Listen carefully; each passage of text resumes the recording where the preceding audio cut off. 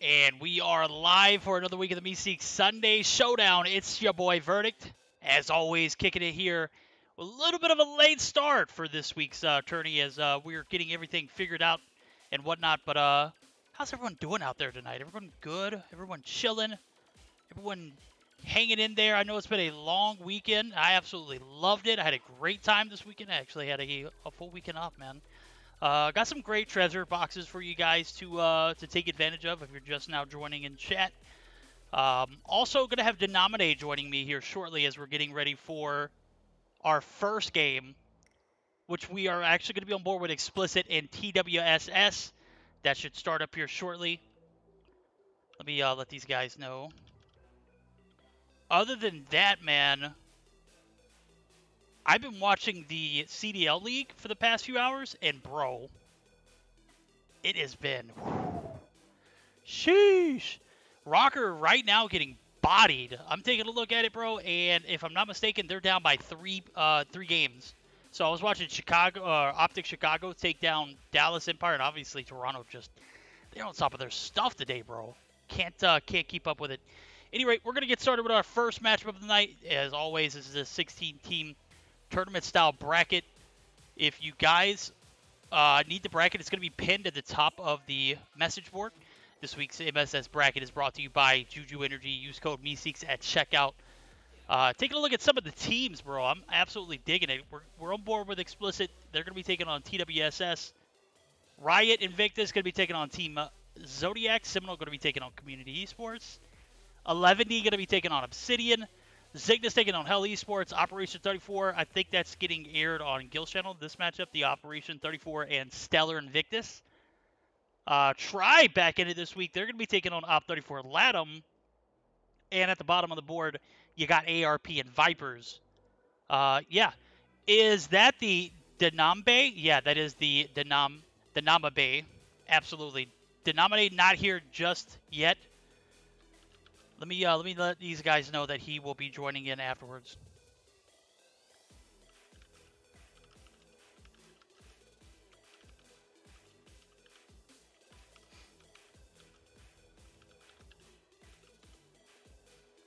Trying to multitask. Vertus not the best. That's quite all right. Wiki coming through with the hypes. Let's go, Wiki. I hope everyone is great out there. As I was saying earlier, we are going to get started up with our first matchup. TWSS and Explicit on board together. 4-1 Ultra at the moment. Yeah, I saw that, dude. Ultra looking pretty good right now. As a matter of fact, I did not expect them to, curb stomp Optic Chicago. It was... And now they're taking on Minnesota Rocker, who has been looking pretty decently. Yeah, we're gonna get started with this first matchup, Explicit and TWSS. We're gonna start off on a raid hardpoint. Take off S&D, and if we are fortunate enough to see a third game, it's gonna be a firing range domination. We're not even gonna hold you guys back. We're gonna go ahead and jump straight into the action.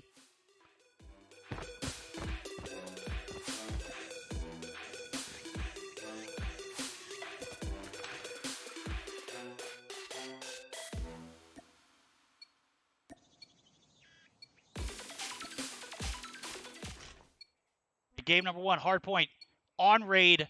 We're going to be on board with Explicit, Solar Sun, and Team as they're going to be making their first round debut tonight.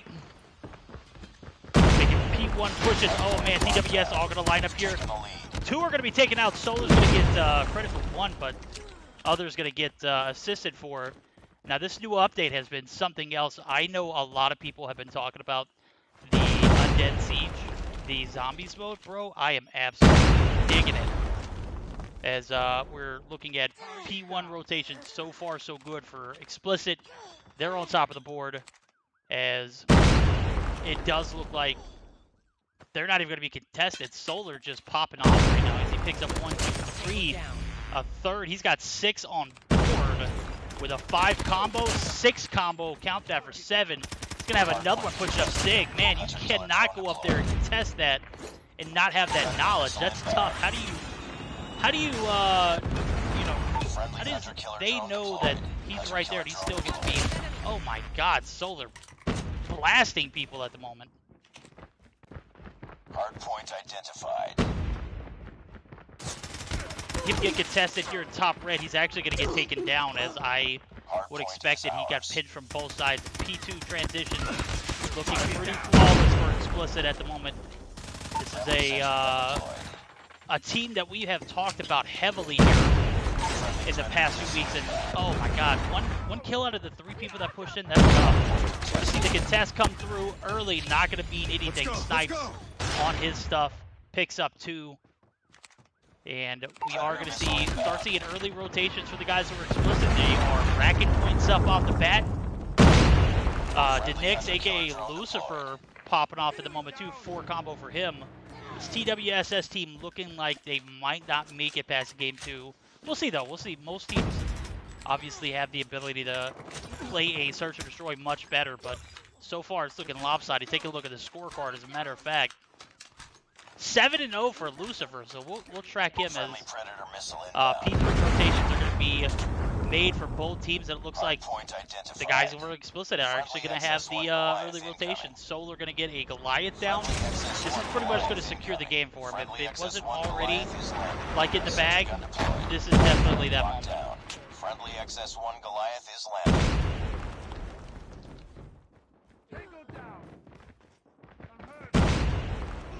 Enemy in Solo would be taken down. There's a Goliath. Oh my god, they got 2 Goliaths. They're shooting each other. What the hell is this, bro? Sentry Gun manning the Gen site. This might be a 150-0. This is epic. Explicit looking very, very good on the backs of a team that I've yet to see play in the Meseeks Sunday Showdown. It ain't gonna make a difference. Explicit takes the game 150-0. That's tough to watch, bro.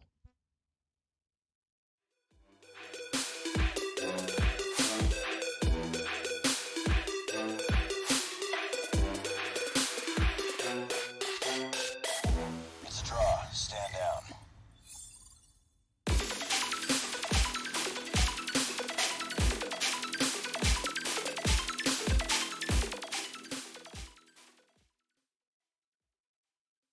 You can see from the scoreboard, they just got absolutely demolished.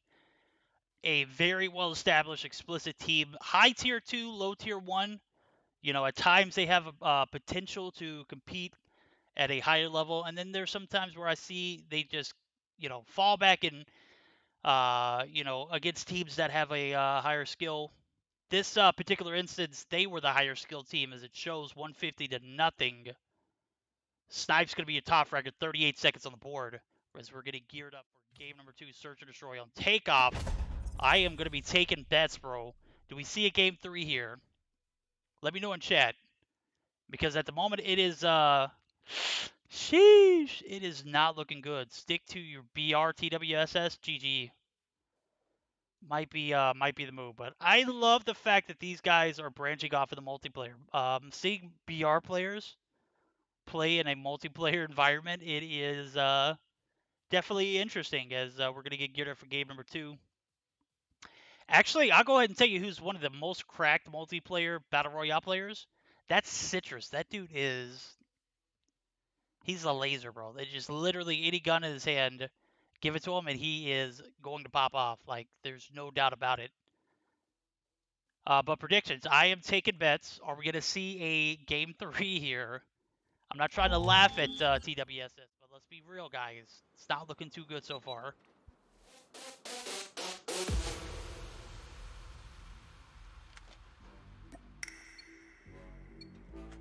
Enemy has dropped the bomb.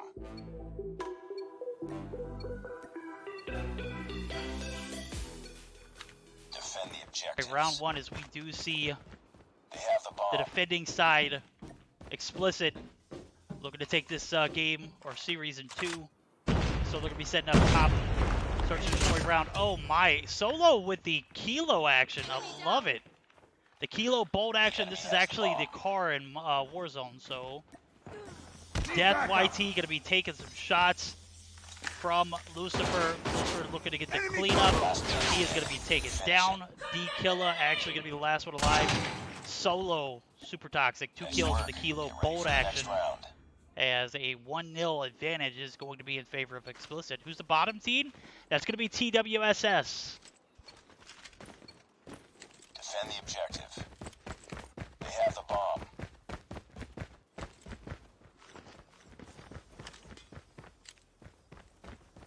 I am B coming through the chat. B, how are you doing? You having a good weekend? The Renetti going to be used. Oh man, Tequila actually takes down 2. Explicit going to be left at a 3v2 scenario. So I say that VRAG actually going to be super weak, but Lurking's actually going to have his back there. Snipes in a 1v3. Take some shots. Okay. Oh, VRAG, you got to get those, bro. He had a Renetti out. You had a Bison. Where was the shots at, bro? Come on. Lurking going to be the last one alive. Going to get a nade down. Bomb is on the opposite side of this wall. He's going to go ahead and collect it and formulate his strategy. He's got an OP player and Snipes alive. Snipes going to take some shots. Snipes going to get the 1v3 clutch. He says he wins those. Get ready for the next round. That's going to be round 2 again in favor of the guys over at Explicit.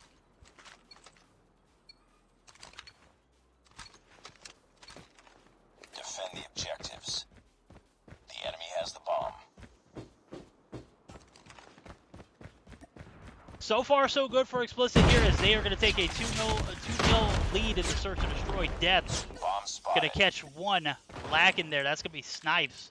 Not going to be able to clutch a 1v3 here Enemy. today in this round. Oh my! The Deagle from Veteran takes down 1. Enemy in sight.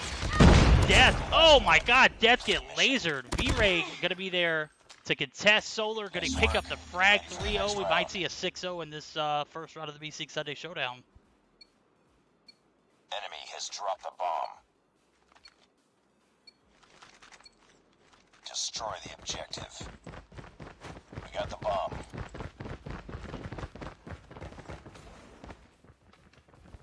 And it is everything but even so far. The guys over Explicit just looking Bomb spotted. pretty damn good. Solo going to take down 1 with the shorty. Tequila actually going to be at spawn. I don't think They he's have the moving. bomb. Yep, he's going to get taken. Oh, Veteran, you stole the kill, you son of a gun. All up to you now. Explicit. Finish the mission. Running the boards right now. V-Reg actually going to take down 1. The hit marker. Oh, and the follow-up shot. Nice work. 7 kills for round. Solo as he single-handedly took down those last 2 players. We're going to be on the last defending side for Explicit, and this is just looking like a freebie at the moment. No offense to the guys over at TWSS. Hell of a Battle Royale team, The enemy has the but bomb. just a little bit out of their element here in this matchup.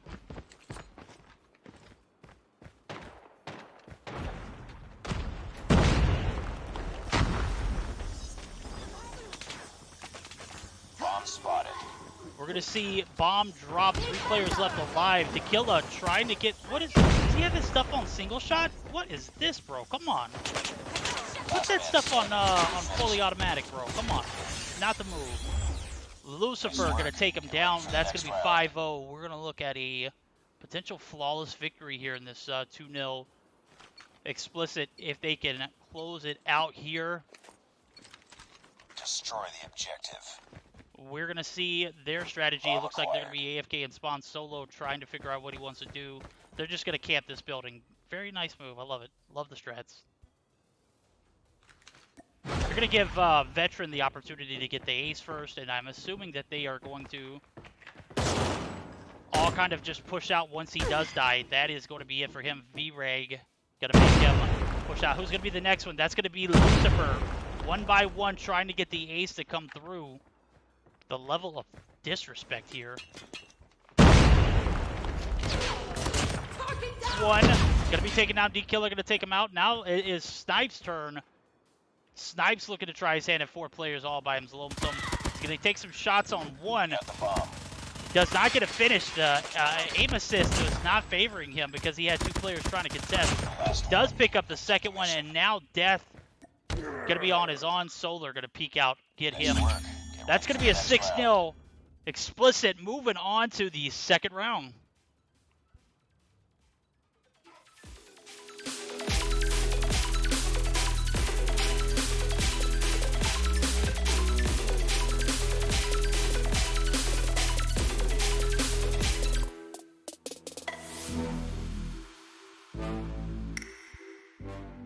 right, not much to see here. Explicit just doing explicit things. Explicitly, solo 8 kills, top bracket, 850 points to the board. Lucifer 7 kills right there below him. And Explicit going to be moving on to the next round. Well, they'll play the winner of the Riot Invictus and Team Zodiac matchup. As I'm taking a look at it, I'm not sure where that matchup is, and it's on, so we might be enjoying some more action here shortly. But until then, we're going to take a moment to catch a sponsored video from one of our sponsors. We're going to catch some HyperX and Juju, guys. Do not move. We'll be right back.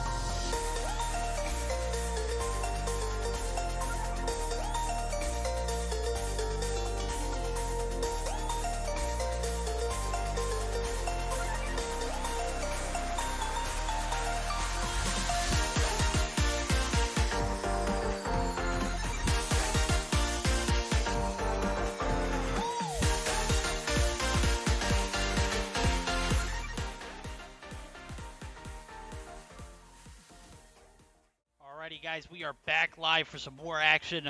Sorry to keep you guys waiting for so long. Obviously, we were having a bit of a lobby situation where I only was able to get that series in, waiting to get into the Obsidian, and looks like the 11D matchup. So we're going to have 11D on board with Obsidian. They are in the second game, which is a Search or Destroy on Summit. 11D has banned the Death Machine and Obsidian banning the Sparrow. We're going to go ahead and jump straight into the action. Don't want to keep you guys waiting. This is the first round of this of the Meseeks Sunday Showdown in this format. We're going to see if the guys over at Obsidian can get on board. I'm sure 11D is already up 1-0. Get back into the battle.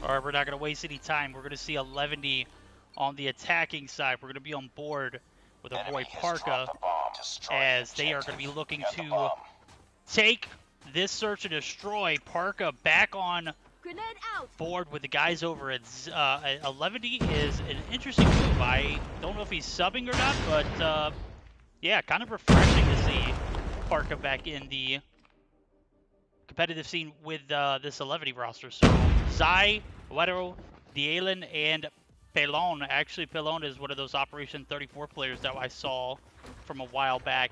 We're going to see Zai drop early as Viral going to pick him up, but is going to be instantly traded. We're going to see Dingy actually take out Guerrero. That is interesting. We're going to see DeiNomine actually get the refrag. This is an interesting game now. 3-2 man advantage in favor of the guys over at Obsidian. Just Sophie, whoa, and Tempest going to be the last three alive. We're going to take on Pelon and DeiNomine. DeiNomine going to be taking down Pelon, going to be left in a 1v3 scenario. Bomb's already planted. 30 seconds on the board as he's going to get pinched there. That's going to be a first round in favor of Obsidian. I got shot. Want me to spectate Viral? I got you, kid. I got you next round. Bomb's going to be defused 1-0 in favor of the guys over at Obsidian. For the next round. Yo, everyone coming in, Armando, Cloudy, Icycles, Ragnar, Shiro, Tiz, TH Plim. How's everyone doing tonight? We are geared up and ready to roll. We're going to be on board with Viral, as I got a request to spectate him via Kid in chat. So we're going to see how he does here in this Search and Destroy round number 2. Already 1-0 big ups to the guys over at Obsidian as they took that first round. Get the defuse, take down some very well executed defense there. Zai going to be AFK at spawn. Maybe he's not. We're going to spectate him real quick. He is definitely AFK. Viral still alive. Whoa! Going to be taken down there. DeiNomine going to be coming. Oh man, Parka, it's your turn. Get lasered. Viral and Dingy pair up for 3 kills, 2 in favor of Viral, who's got 3 on board. Zai going to be looking to pick up a frag. He does. And now Zai's going to be left in a 1v1 or 1v3 scenario that was just not in his favor. 2-0 in favor of Obsidian. Enemy has dropped the bomb. Destroy the objective. Bomb acquired. Zai yet again going to be AFK as the bomb's going to be picked up by Parka. Not sure what's going on with him, but this is the second round in a row. I don't know if he did this the first round, but I can definitely confirm he did it for the second. And now this, as he's still trying to get, I guess he's having connection issues. So we're going to pick up DeiNomine there on the A-long area. The snow part of the map is definitely a dangerous one to cross if you don't have everything covered. Viral going to be taking some shots. Going to escape with his life. Paylon going to be taking some shots. And now it's a, oh man, this is not the push. You do not want to push that Paylon. He's going to get pushed by multiple. Takes down one. The one inside of the gondola actually going to take him down. As the Sophie takes down Paylon, and Wero, Zai, and Parka going to be last with the life. Parka gets one, is traded. Whoa! Bomb spotted. Is going to be taking that kill. Viral going to be traded. Wero and Zai going to have to tag team Tempest. Tempest! Big kills. We win those. Zai going to be left in a 1v2 here. Bomb is down at the A connector, the little computer connector room up top where Parker was. This is going to be a big boy clutch if the guys over at Obsidian can't make anything happen. I think they spot the bomb. Woe going to be spotted there. Pulls out the sniper. Contest. Oh my god, the jump shot. Zai going to bake the nade as well. Get it up top. Break some glass. Tempest going to be nowhere in sight as he is going to get some top control. This is going to pretty much force this interaction to happen. Zai going to be lasered. Doesn't matter. I don't think he's going to have enough time to make anything happen. Anyway, at any rate. Oh, Tempest there going to predict the moves there. That's a phenomenal job. Could have gone either way, though. I would not have pushed up and contested if I were Tempest. Nonetheless, he does pick up the frag, and it is looking pretty good for Obsidian here to take it to a game 3, where I don't know what the maps are, but based off of what I'm seeing, Levity is up 1-0.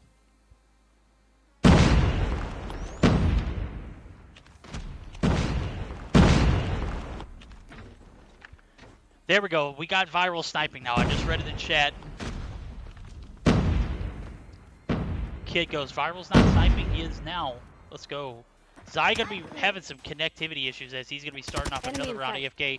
We're going to see Paylon. Oh my god. Paylon got the frag of his life there on Tempest, and another.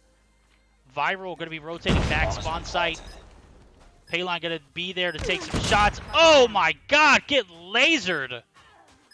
That is definitely going viral later.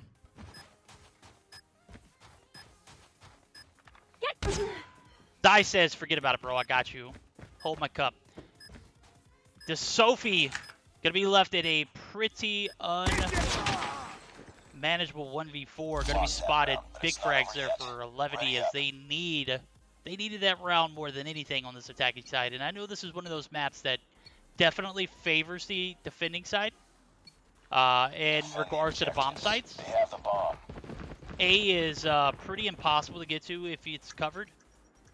B, you have the advantage of getting top control early, so if you're able to get it and take control, it could be one thing. Viral swapping out, taking the sniper off, putting the Bison in, and Parka going to be getting some frags together there as Wedo actually takes down Tempest. Bomb's going to go down. Zai's clearing out this P3 area. Bomb has been planted. Wetero in a very aggressive spot. Whoa! Gonna get the pinch. No, Wetero gonna slide peek. Oh my god, whoa, what was that, bro? Thank god the thing has 64 bullets in it. You're outnumbered. That's gonna leave Dingy in a 1v4 yet again for Obsidian. Dingy gonna be taking some shots. Wetero. Oh my god, how many kills did Wetero get that round? But it's not over yet. Ready up. Oh, DeiNomine in the building. Let's go. Day, how are you doing, my guy? Destroy the objective. The enemy has the bomb. He is in chat, but is currently not in game. So we're going to wait for him to join game before we get Day in. Wedo picks up one. Vader, we're going to get one as well. However, Zai is going to drop from 11. He's going to still have a one-man advantage in favor of 11. We're going to see Wedo just continuing to ball out there. Picks up his 8 frag as the Sophie was not expecting it. Viral going to get pushed to the side. Slide peeks, gets taken down. Tempest takes down D'Alen. Tempest is going to be last player alive for Obsidian. And so far so good for 11 as they're bouncing back, tying it up 3-all going into the 7th round of Search and Destroy.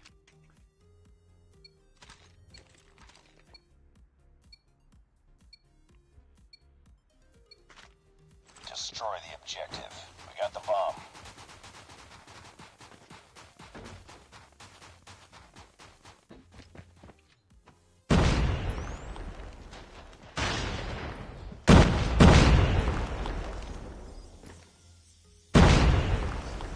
Tempest, 4 kills on board. Parka gonna get the early peek and the frag. 4 kills on board for him. Pelon 3, 2 for DeiNomine. Wero carrying big boy style. 9 kills on board.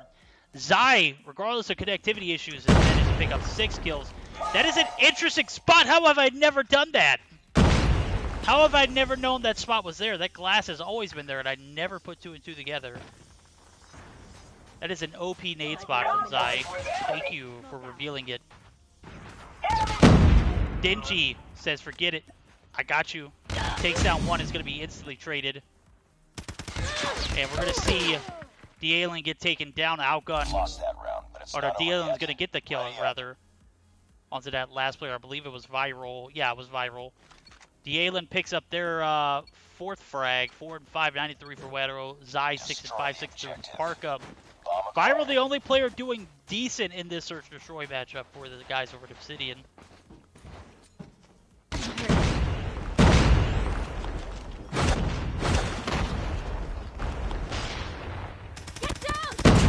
Zai gonna get taken down. Viral popping off right now. 8 kills as he picks up the first frag. Zai, Pelon gonna get a refrag. Dingy gonna go down. Viral picks up that frag. And Wero, doing Wero things, takes down another. He is 10 kills deep as we're getting that much closer to a 2nd round potential for 11. Parka gonna take that one. And whoa, we'll see you next round.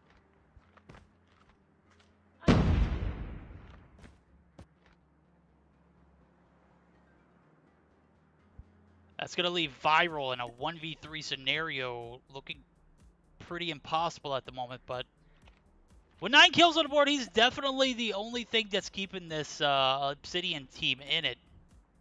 We'll see if he can clutch it up. We saw the 1v2 clutched earlier by 11. Will Obsidian continue to stay thing and tie it up? Viral. Spots Parker, gets 1. Parker gonna go down, leaving Wero and DeiNomine alive. 1v2, much more manageable position as the bomb is down. Viral's gonna get spotted. Wero's gonna get the better of that trade. 11 kills for Wero. He put his big frag pants on the day and is absolutely carrying. Oh my god, what is Rocker on right now? I just checked that score. It's 2-4. Ultra's on match point. But they are absolutely destroying Ultra in this Search and Destroy game. It's actually on match point for them. So, match point for 11 here as well. Viral going to get spotted. Bad COD timing. Does escape with his life initially. The conservative gameplay is going to bait 1. And we're going to see Dingy actually push up. What a bait and switch there. Parka says, forget it. I got one for you as well. As he takes down... Whoa. Storm to Sophie. Going to be taking some shots. Try to clear this A-long area. Not going to be successful. Parka going to be able to creep back. DeiNomine and Zai. Zai actually going to be taking down DeiNomine. Going to pick up some big frags. Taking down Viral, and Tempest into Sophie going to be the last 2 alive. Parka gets lasered. It's a 2v2 now. To Sophie. Going to push back towards Bomb. Tempest, where are you at, my god? We need you back over here. As it does look like DeiNomine is in a very aggressive spot. Contact with enemy. The Sophie going to get spotted. Shots are going to be taken. DeiNomine wins those. 8 kills on board for him. Tempest, the last hope for this Obsidian roster to take us to a game 3. It's not going to happen. DeiNomine and Pelon going to tag team. Take the shots. 11, he moves on 2-0.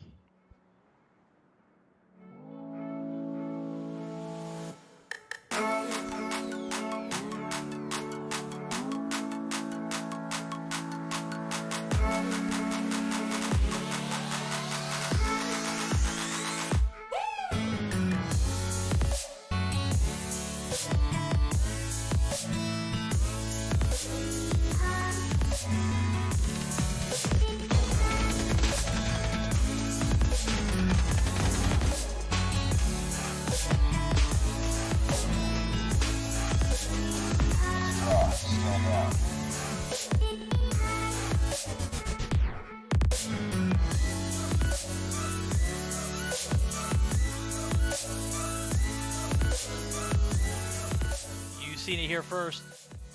Levity going to be moving on to the second round. Obsidian, off the backs of Viral, try to make something happen. Going to be eliminated. We're going to get geared up for the second round as I'm taking a look at the brackets. Try to see some notable matchups. Explicit still hasn't started their series, as Riot Invictus and Team Zodiac. Actually, I just seen it. Riot Invictus actually going to be moving on and taking on Explicit. 11E going to be playing against the winners of, that's going to be tough, Seminole and Community Esports. That's a tough one. As we're getting geared up for our next series. Ultra is choking. That's right, Matt. Ultra is choking at the moment.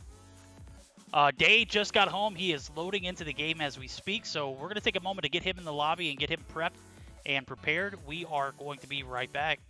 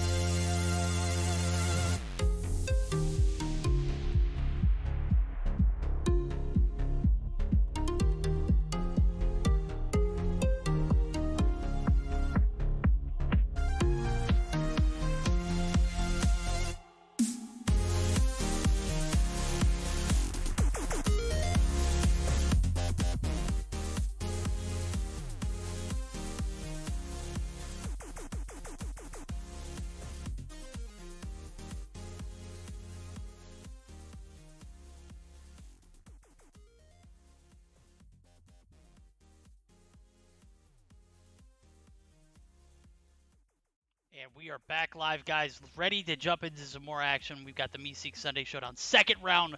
DeiNomine is here, but he is not 100% loaded in just yet. Should be joining us here shortly.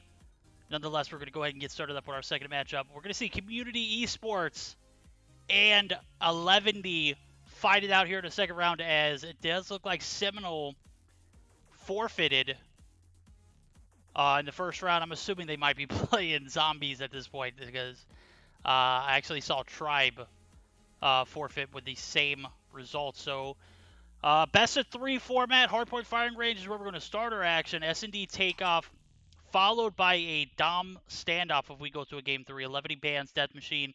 Community Esports bans Annihilator. So I'm assuming we'll see some Sparrow action. As I am seeing everyone joining in the lobby. We got Board, Turok, Gene, Chunkla, Cumbias for Community Esports. Again, we got the same roster from the first series that we spectated for 11D. That's going to be Zai, Palon, Dealen, Huero, and Parka. We're going to get started up here shortly as the action's about to get started. I'm taking a look back and forth to see how the Ultra and Rocker games are going. The hardpoint looking pretty sweaty at the moment. I am seeing a nail biter If Rocker's able to pull this off, being down 4-0, dude, I'm gonna lose it. I selected them to win this series after seeing Chicago Optic beat Dallas Empire. I was like, yeah, Rocker's definitely gonna win this series. They had the little poll out there. Nobody picked Rocker. As a matter of fact, it was like 12% for Rocker, and like 20% for Ultra, and then everybody else was all for Chicago Optic. They are the biggest underdogs in this series, and with the way that Prestini is playing, bro, lately, and Standy, these guys are just absolutely cracked. How do you make the volume negative? I don't know, bro. Maybe you pull your butt out of your head. Haha, butthead! Yes, we are all good. Gonna go ahead and jump in to our first series, our second series of the night, third series technically, but second full series. 11E. No DeiNomine, he's still getting loaded in, bro. I'm not 100% sure if he is ready, but we're gonna go ahead and jump in and dive into game one, hardpoint firing range. And I won a super good in the spin with 1 coin. Get out of here, bro. Cloudy won a super good? Let's go. With 2 subs and 2 subs with the Trovo Ace. Nice, bro. Nice, Cloudy.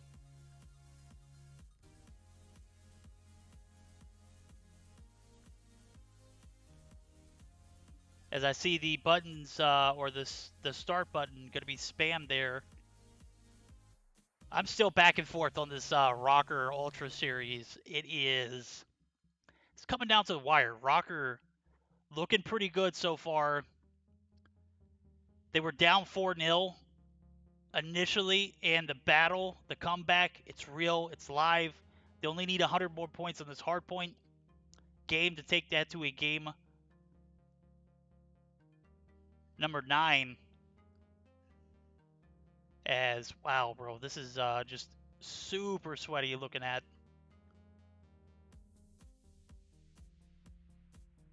Or game 10, rather. Or game 9, I don't even know what the format is. It looks like it's a best of 9, not what I'm used to seeing. Usually I'm used to seeing best of 7s or best of 11s.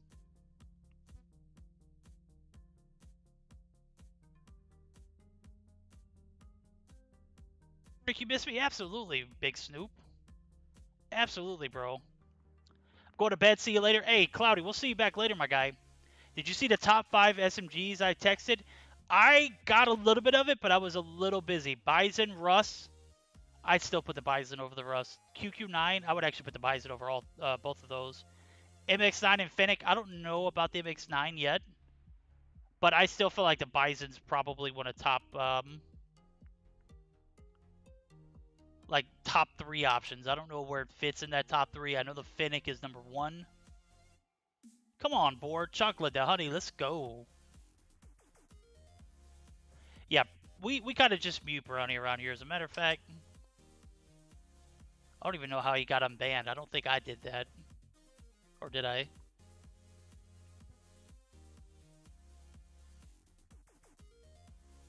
Be DeiNomine on stream like yesterday? Haha! Yeah, Savage DeiNomine. Let's go. He said he's not taking crap from anybody. Not today.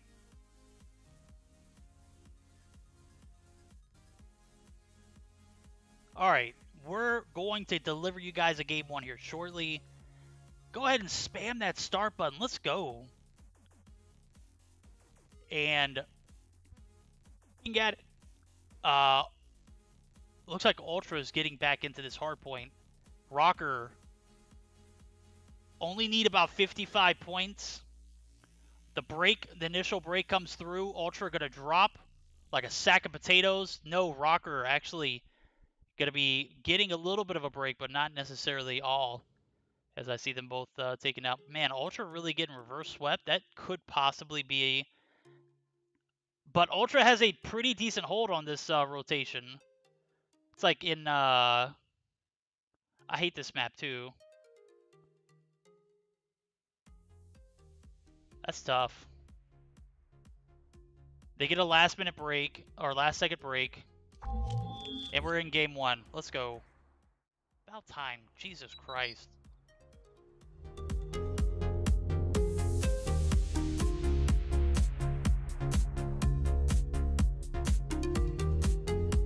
So 5 Rust, 4 QQ9, 3 Bison, 2 MX9, 1 Finnick. That actually sounds about right.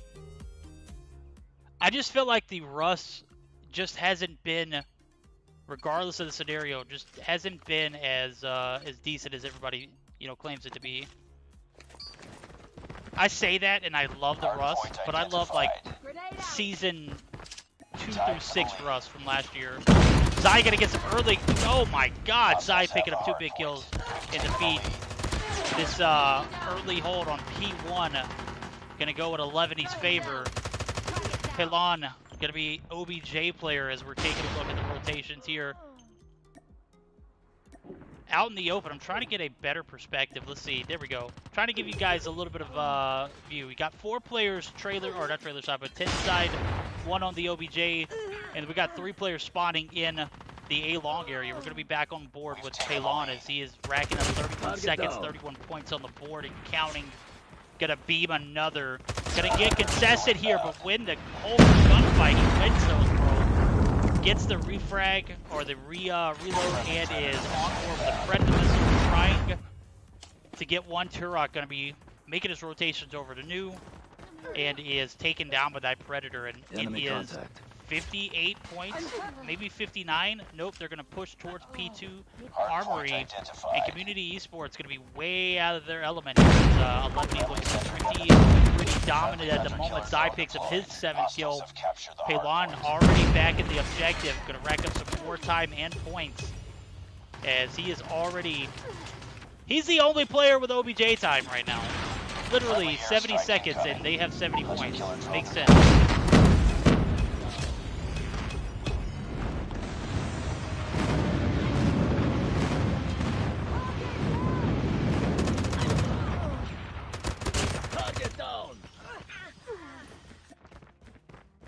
DeiNomine gonna be spotted in container site, and 11 is looking flawless at the moment.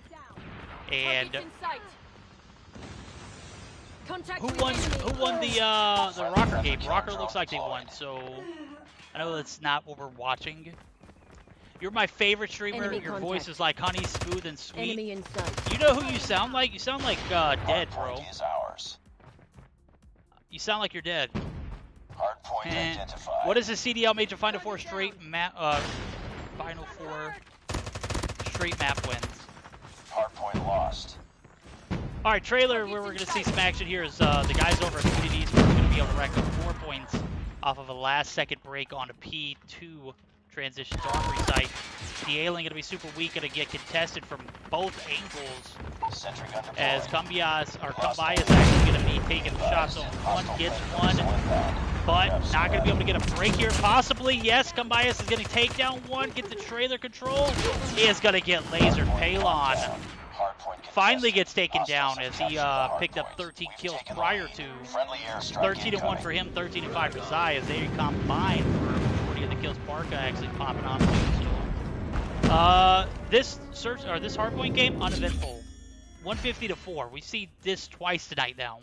We saw 150-0 in favor of Explicit in our first series over TWSS. Now we see 11 get a 150-4.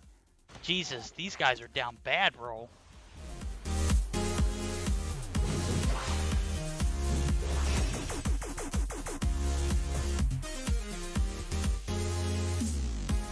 Draw, stand down.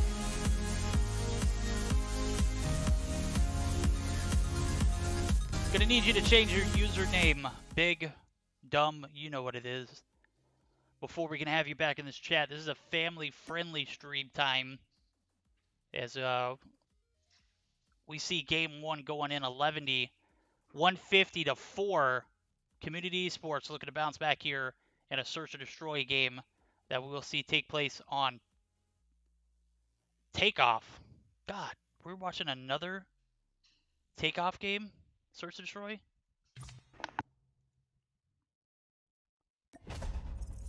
Sheesh. Come on, man. Let's get some variety in our lives. Is Tao even an insult? Brownie is what you call a troll. He's not a good one. He tries to be. Yeah, I mean, that's definitely a bit of what you expect for a matchup with 11T. It is a pretty new roster for 11T, but definitely one that has a lot of skill. Pellin, Parka, with his recent separation from XRK, we know what they have been capable of, especially under their new tag of ARP. So, unsure what all happened there, but it is nice to see the return of Parka on the big screen. DeiNomine, Wiru, Zai, definitely all players that we all recognize and know and love from the LATAM community. And I expect big things out of them. And we look at the opposition, and while they have a couple good players, it's definitely not one that easily matches up to some of the upper tier level that 11T brings to the table. Oh, you're absolutely right. It's a fair assessment. Enemy has dropped the bomb. We've Bomb seen, spotted. some pretty big blowouts so far. The Search and Destroy from the last 11D series was decent. It went 6-3. But I am not expecting this game to go past, or this series to go past the game Destroy the 2. objective. And to be fair, this 11D roster is looking pretty sweet. Zai, Palon, who was an Operation 34 player at one point. Wedo actually going to be taken down quick. Oh, wow. Bomb acquired. Is Gene like an OP sniper? Because he caught Wedo off the transition. DeiNomine going to get a refrag there. It's a 4v4, but again, I'm not expecting this series to go past a game 2. If community's out there, I hope they hear me because I'd love to see them change my mind or prove me wrong. Palon going to pick up another. Palon is just an absolute animal. We saw him pop off last game. He's popping off so far this game. The bomb plant's going to go down at B. Kurok actually going to be spotted. Top control not going to come through. And Parka actually going to push through and pick up that last frag. 1-0 in favor of 11D there. But it's not over yet. Ready up. Yeah, again, 11T definitely the higher skilled contender in this matchup, at least in my opinion. Again, we haven't seen too much. There are definitely players I recognize on the opposition, but that is not necessarily favorable to them because the level I remember them at just will not stack up in this competition. That's what I've seen so far. The 150 to 4 hardpoint was a pretty big telling factor, and a lot of times we actually give the kind of lower team a little bit of credit towards Search and Destroy, just in the fact that you have that refresh between every round where you can't get snowballed as heavily as you can, like that hardpoint went, where score streaks are coming in, operators are coming in, they're knocking you off of any streaks you have going, and I still just, even in this case, I think in the long run this is going to go 11T. This is a big round for the blue side. I don't remember what the team name is. I'm jumping in a little bit late. But I would definitely expect this probably to be something like a... DeiNomine. Oh, DeiNomine. Yeah, I would expect this to be like maybe a 6-2 at best. Enemy has dropped the bomb. Bomb spotted. Brownie makes some pretty sweet accusations in chat. Guys, don't pay any mind to him, dude. Literally just talking out the side of his neck. Nobody likes hotel towels. How come every time I leave a hotel, which I frequently visit hotels for work travel and whatnot, I leave with a bag full of towels. I don't care what you say, towels are towels, my guy. Game 2, looking like 11 might be able to clutch up this series in 2. As we do see DeiNomine pick up another one. He picks up his 5th. Palon looking to get this bomb plant down. Board trying to contest. Going to take some shots, not necessarily landing anything, but definitely halting the presence. Oh, gets the hit marker and the refrag. Board! Out of my mind, bro. What a shot he picks up, too, on Zai and DeiNomine. Oh, not DeiNomine, but Zion. I believe that was Palon there. Palon. Parka and DeiNomine going to be last two alive. Kambias going to be in a 1v2 scenario. Going to have to get this defuse. Also taking down 2 players. He's not going to spot Parka there right behind him. That's going to be another round in favor of 11D. Ready up.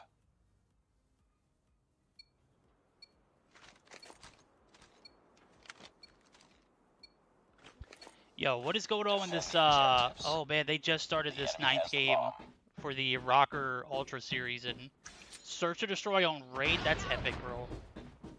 Dang, I hate we're missing that. Any rate, we got some more action here. This is second round. Zai picks up the first, taking down Thor. Not gonna be able to take him down this time. Turok gonna be able to get the refrag, but is gonna be instantly traded 2 for 1, 3 for 1. Wero actually gonna pick up 1. Kambaya's gonna be the last one alive yet again. He's gonna be spotted and taken down. Ready up. As we're looking at our last, our attacking side for 11, last defending side for Community Esports. This is a potential 6-0 game here. They have the bomb. Yeah, it's starting to look that way, and 11 again, this is a team I would expect to be able to make it probably at least into the semifinals, if not the finals, depending on the way they play. Definitely a lot of players I recognize, you know, specifically looking at Weru Zai from the 11 roster in the past. We've seen DeiNomine on a couple different rosters, always a pretty big star for the teams that they have played for. I definitely recognize Polan. I just don't remember where from, but somebody I've seen in the competitive scene. Op 34, yeah, that makes sense. And they obviously were doing quite well up until obviously had some pretty big changes going for them. And Parka's I'm a little hit or miss on, right? Like, he's definitely a good player. And like I said, we saw him on XRK previously, and you know, they are now ARP. Parka has decided to go his separate way. It's now on 11, and I expect big things out of him. Parka's just one of those guys you can't help but root for, regardless of what team he's playing on, what the situation is. Always going to be not only there for content, but I know this guy wants to play competitively, or else he would have given up, you know, months ago. He had an opportunity to start his own team, did the whole thing with Zia. Just, I don't know what the situation was there. Obviously, he's found his way back into this 11 roster and doing great things so far. He's 3-2 in this match. He was, I believe, 13-1 in last match. DeiNomine actually going to be the last one alive here. Going to take some shots on Turok. One shot, Turok going to be spotted. Way to funnel in. Kambaya's actually gonna get that trade and the defuse. That is gonna be ending that 6-0 opportunity for 11. But yeah, again, Parka is just one of those guys I love to see play the game. If he's not contributed in like a fragging department, like a Slayer role, he is one of the best OBJs I've ever seen.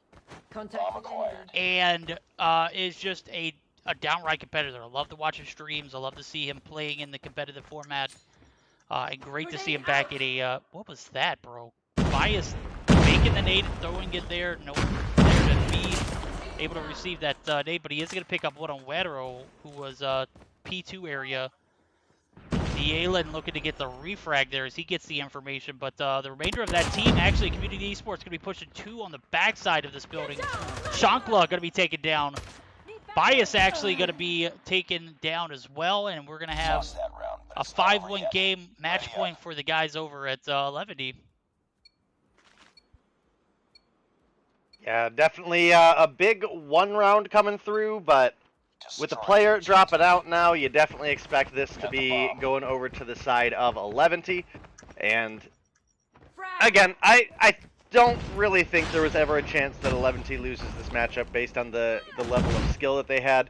Chankla has been an excellent sniper so far, but again, just not able to carry enough of the impact where the team is struggling in, you know, a lot of different things. The rotations, the teamwork, the gun skill in general. So we'll have to see. We do see Chankla being chased back into the spawn. It is going to be Zai picking up the quickscope there.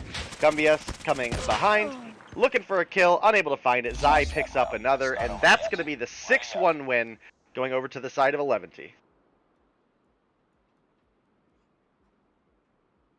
Anonymous, thank you for the proper pronunciation of that name, but day late and $1 short. We're moving on to the next series, and he will not be joining us. So GG's to Community Esports. They're going to be eliminated 2-0 in the second round.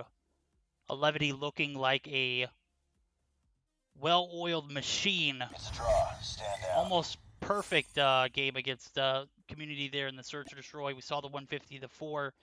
It's exactly what you expect from this 11 team, as they're going to be moving on to the semifinals, trying to find their way back. As a matter of fact, I don't think I've seen 11 in the finals.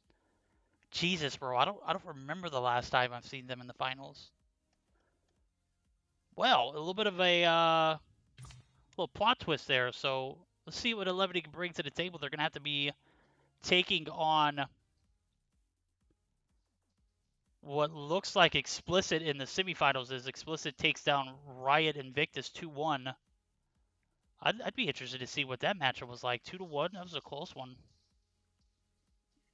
Of what matchup? In the second round, Explicit took on Riot. I'm not even sure what their name is. Riot Invictus, and I've never heard of them before. But yeah, I would have been interested to see that matchup. That probably was a little closer than this one. This one was a blowout, to say the least.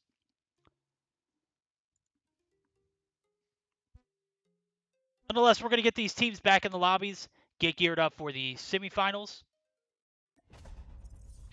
to start up. But before then, we're going to take a short intermission. We'll be right back, guys. Don't go anywhere.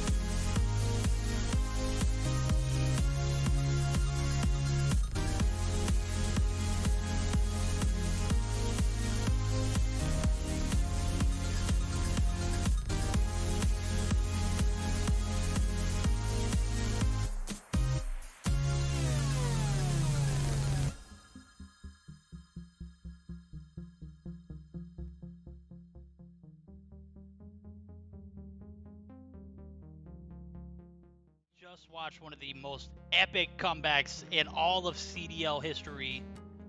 Wow. Stage 5 major tournament champions, Rocker.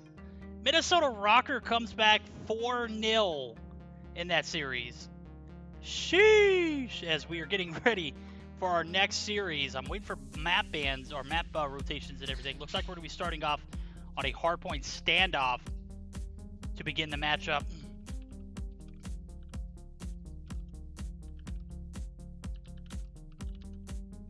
Day had to bounce for a second. He'll be right back and join us for this next series. But for the moment, it's just me. So we shall see. We're going to go ahead and get started. The game 1 hardpoint standoff is where we're going to see the action. And guys, don't listen to Brownie. Don't give him any of your attention. Like, literally just take his words with a grain of salt. Parka coming through. Parka, Hensa, Yonner, Slay 45, Spay. How's it going, everyone? Welcome into the chat. We're going to start off with a hardpoint standoff, followed by an S&D Summit, Domination Raid, and we are in a best-of-5 format, so we will see those 3 maps guaranteed. If we're lucky enough to see a Game 4, it's going to be a hardpoint firing range, and if we go to a Game 5, it's going to be S&D Hackney Yard. Wow, what an epic Minnesota Rocker dub, 5-4. They're the champions of that Stage 5 major. That's huge. Sparrow and Death Machine are banned. We'll see the Annihilator this series. Interesting. Yeah, Brownie's been banned by Sylvia before. I had to actually go behind Sylvia's back and unban him because, for obvious reasons, she doesn't want anybody, you know, to be offended by his bot comments and statements and whatnot. All right, we're getting ready for series number 3 of the day, the semifinals, as we're getting geared up to see a Levity square off against Explicit. Gonna be a close one. Explicit looking decent. To be fair, though, these guys really haven't had a... I don't know what the Riot games were looking like. I see Snipes in chat. Flex the X. Snipes, how did Riot Invictus look? You guys dropped a map in that series, but I honestly couldn't tell you how close it was. To, you know, just to hear it from you would be great, so let us know in chat.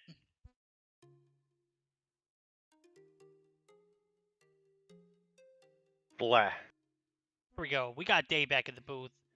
We're getting geared up for our best of 5 semifinals here as we're getting ready to move on. This is the Meseeks Sunday Showdown, brought to you by HyperX, Juju Energy, SXC Finger Sleeves, and of course, none other than Trovo. That's right, this is a Trovo sponsored event. Huge one. Don't worry, Verdict. Oh, don't worry, Brownie, your bot. 350 Raiders and 131 Raiders coming from Parka and Zai, respectively. I went ahead and foresaw this coming, so I put slow-mo on for you, chat. Hope you guys enjoy it. Game 1 of this semifinals about to start up. What a dang profit Verdict is. Hey, I called it, bro. I said Rocker had this thing, and I started getting very antsy as I saw that 4-0 come through, and I was like, damn, Ultra looking sexy tonight. I was talking about the slow mode thing, by the way. Oh, yeah, that too. Zyrade, let's go. Oh, man, I'm just on my game tonight. Hardpoint identified. See who's on top of their game. Is it going to be a Levity or is it going to be Explicit? Solo going to get taken down early. Parka going to be super weak too. Wedro and team are going to be making their way through this broken wall area. First point going to be held by the guys over Explicit. 10 points in, 10 points down for them. They're trying to get as many points as they can. Lucifer going to be spotted, and the break comes through for the guys over at 11D.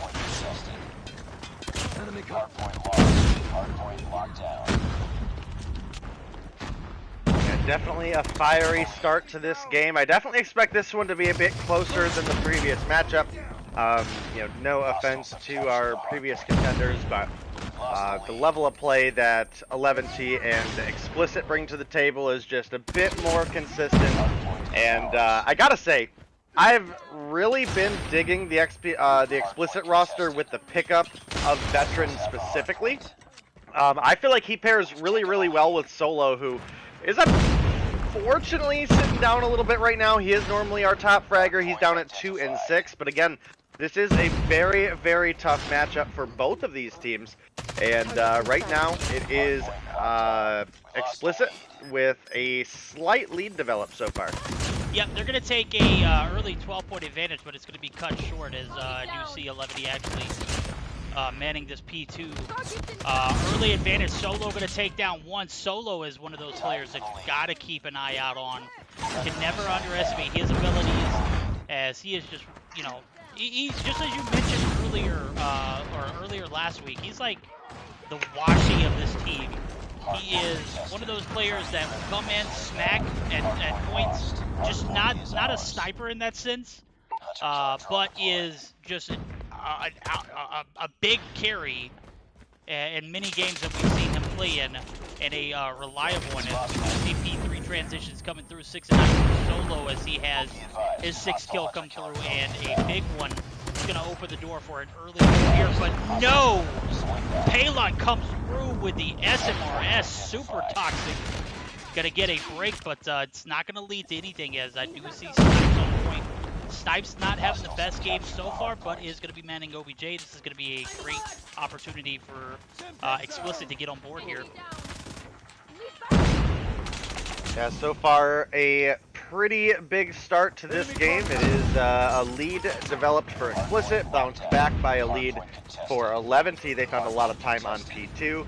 And it was actually looking like Explicit were maybe going to bounce it back for P3, but a ginormous break comes through for 11T.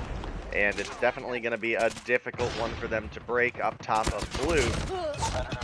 They have Denise picking up a couple kills there, but looks like for the most part Explicit have a couple people pushing, but Nynx getting ready to set up, try to anchor some spawns over for them on the P4 in the bakery.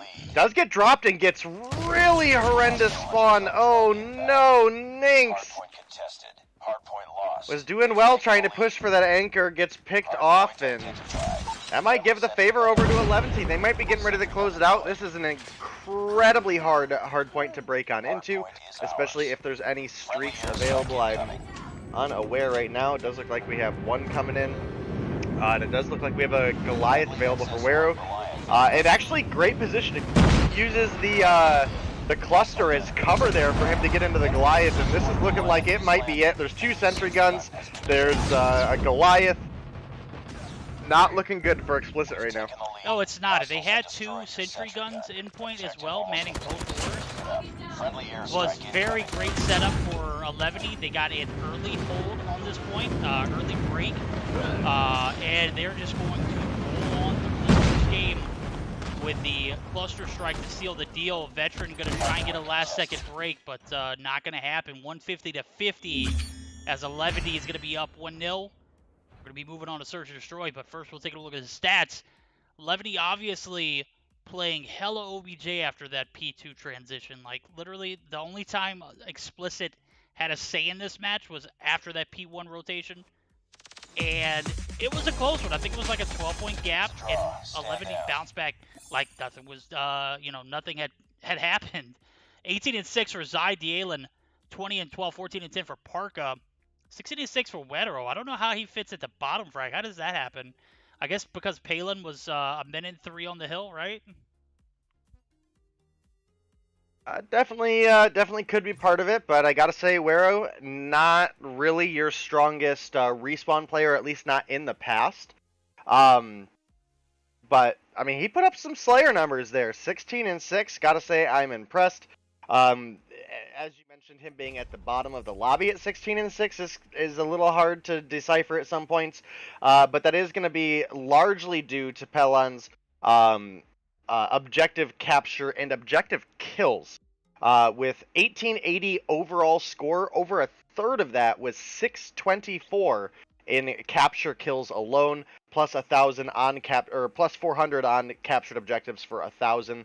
So that was huge. You look over at Wero, he has 125 for captured objective and nothing for captured kills. So he was there at the start of the P4 take, but for the most part was playing the edge of the map and really just not allowing Explicit to be able to push into the hard points at all.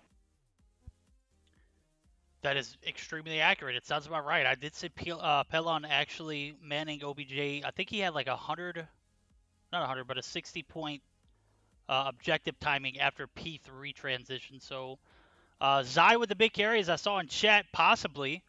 We'll see if he could do it here in Summit. Search and Destroy as we're getting geared up for game number 2 after 11D taking that first game 150 to 50. Yeah, I'm definitely looking forward to seeing if Explicit can take this to a game 4. This is going to be their opportunity to do so. I don't think they're going to be able to do it on a domination yet. I think they need to get the balls rolling inside of the search department first, and bounce back after that matchup. It's not going to get any easier. Domination Raid, it's a huge map. We're guaranteed to see that one. But if they can afford to take us to that hardpoint firing range, I think we might see a little bit of a transition from Explicit. But again, this is an OP 11D roster that we're seeing. We got Zai, Parka, Wedo in the building. It's definitely not going to be an easy one for the guys over at Explicit. They got their hands full with this matchup. For sure. And I mean, I gotta say, 11T are looking really, really solid right now. Definitely can't complain about the way they're showing up to the table. And again, it is going to be a big portion of a fight for both of these teams. I don't think either team really, like, hands down wins this matchup. But I will say that for the side of 11T, we're possibly one of the best search and destroy players in general. I was kind of ragging on them a little bit at the beginning, or at that hard point, just because, again, in the past, not been a super solid respawn player, but came through with some big numbers there against a not pushover team. So, got to give him credit where credit's due, and search and destroy has really been his playground in the past.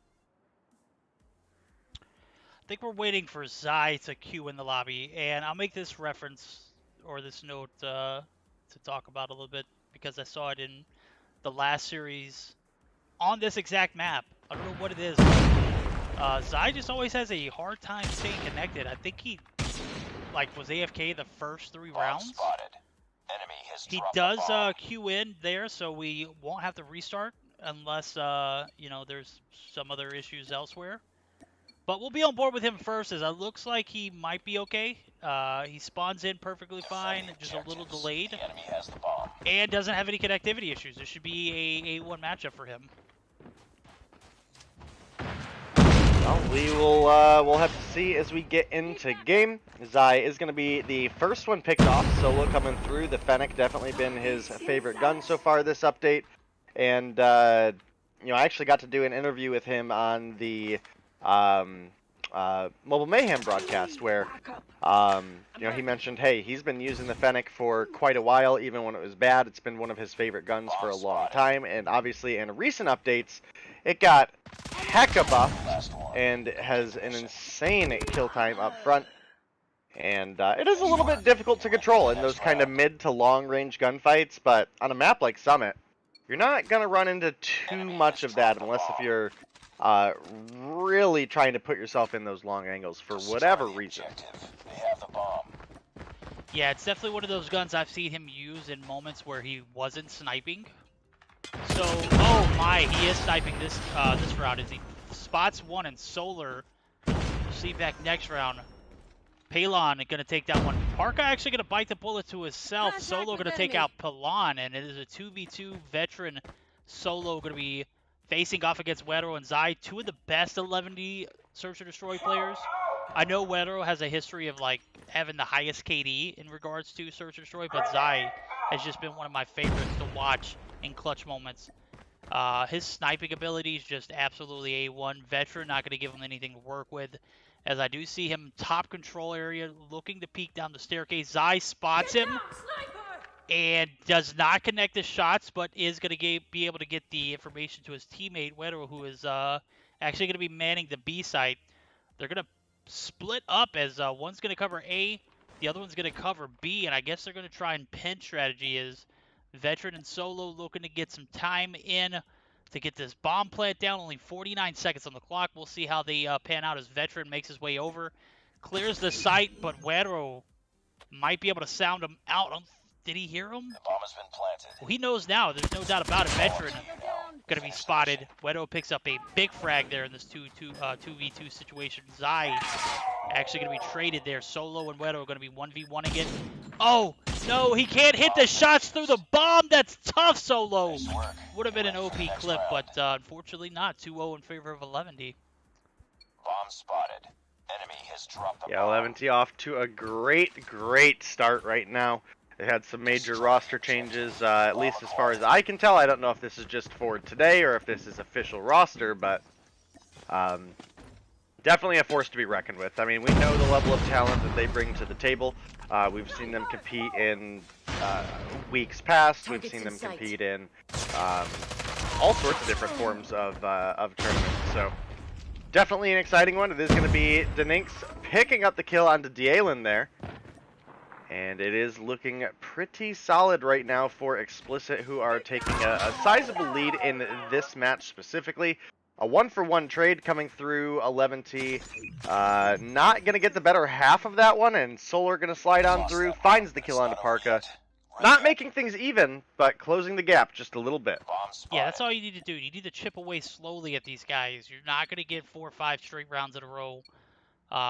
Especially if you go down 3-0, 4-0, 5-0 after a few bad attacking rounds. When we see them take a little bit of control there, that actually is going to halt their performance here in this top control area, as 11D has opted to push up aggressively. DeiNomine picks up 2 big frags. Taking down Solar. Veteran actually going to get the trade on him. Solo is going to be the 1v3. Against 3 of arguably some of the best 11D players we're going to see to date. Wedo and Zai with Parka in the building. Parka going to get spotted and absolutely lasered top control. Solo picks up 1. Zai going to peek out with the shots not landing. Wedo is going to have his back there.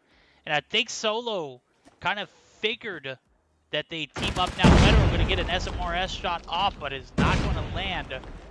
They're going to be expecting him to push up this side. He's got a little bit of time to play with. I don't know if I would necessarily... Oh my god, gets 1.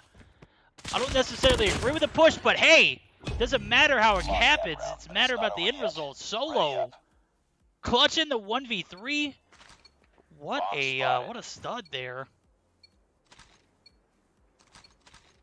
Yeah, like I said, he is definitely our player to watch on the side of Explicit. Didn't have the impact that we were hoping for in the hard point, but man, has he brought the heat into this search and destroy. We have Parka pushing up on the A side hill. I don't know if he sees or hears DeiNomine, but he is going to make a push forward. Finds 1, but the refrag comes through from Solar. Veteran is a good pick for the side of 11T, though, in what is now a 2 versus 1, and make it that a 2 versus none, as Explicit find themselves the first lead that they've had since the first hardpoint of last game. Yeah, that's a big drought, dude. That's a fair point. But we are going to see that momentum and lead transfer on the backs of Solo. 12 frags here in the search and destroy so far. He is a absolute dominant force in this Explicit team. One of the cores, if you don't mind me saying so. Veteran going to be picking up 1. Now the push comes to shove. Solo picks up 2 big boy frags, leaving 1 player alive. DeiNomine says, forget that, bro. I got you. 1v1 Veteran and DeiNomine going to square off. They're both about the same health, but are going to be forced back to reload and reposition. DeiNomine does have the bomb in hand. That's the only positive thing for 11E in this 1v1 scenario. So they're going to have that advantage. Veteran going to be having to play the guessing game. Where is he going to go? DeiNomine going to have top control here, make his way towards his B side, clears top staircase, and is on a creep and crawl. Veteran gets called lacking. DeiNomine going to go ahead and the 1v3 clutch under his belt. What a play and round for 11E on the backs with DeiNomine picking up 3 frags to close out that round. Evening it up, and that momentum that Explicit had going into this round, or that round, all going to be but depleted now. We're going to have to see them recover as they are yet again tied. Yeah, definitely an exciting matchup. I would love to see Explicit win this. No ill will wished upon 11T. Just definitely want to see a game 3 between these two teams. Parka with a big climb and slide, gonna find one there. And it is all in the hands of DeiNomine right now, who's taken a lot of damage. Does get the quick fix heal for a minute there, but the refrag quickly comes through. And it's a 4-3 lead now for 11T. Yeah, 11T is just one of those teams that, given the opportunity, they can shine on any map. They're showing how great their strategies are on the Summit map. Not one of the best ones map-wise for Search and Destroy, but making the best of it here as they find a way to get back on top. Solo and Team Explicit going to be playing this round a lot more conservatively. I love it. I love the energy that Solo brings to the table here for this Explicit roster, but they are aware of the implications of this Search and Destroy match. Solo are going to be spotted by Parka. Parka picking up the big opening frag. Zai and DeiNomine going to match him there as they take down one apiece. Palin going to be taking down one veteran. Going to be spotted by Zai. Now we're on match point. 11 looking like they're going to be up 2-0 after this next round. Potentially, we'll see if Explicit has an answer or response after that. Defend the objective. The enemy has the Yeah, bomb. they've got to turn it around here. They need to find 3 rounds. They can afford mistakes, but mistakes definitely not going to be on their side for sure. They need to, yeah, I mean, they've got to find an answer for specifically DeiNomine, Palin, and Zai, who have been absolutely fragging out. And it's hard to even say that, right? Because everybody on 11T are putting in their work right now. I mean, the lowest kills is Parka with 5. And it goes up to 3 players who have 7, and we're with 6. So, it is hard to say. Solo is doing everything he can, but the rest of the team, they need to just find some sort of groove. They need to find a pick. They need to help him out, because Snipes being down at 1 and 7 right now is a pretty massive problem. It is, and he actually just picked up his first frag. Takes down 1, but is instantly traded there. Veteran and Solo. Solo definitely one of those players you got to have alive in a situation like this. He's 16 kills deep. Parka, 7 on the board for him. He is looking to make this 1v2 happen.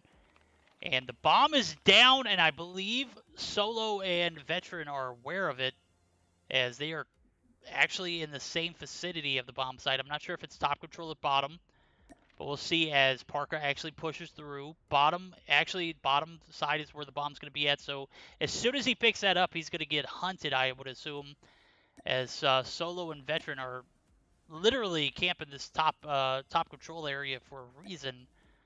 Parka not going to sound cue the bomb off yet, does collect it, and the push comes down. Solo, well played, big IQ plays from him.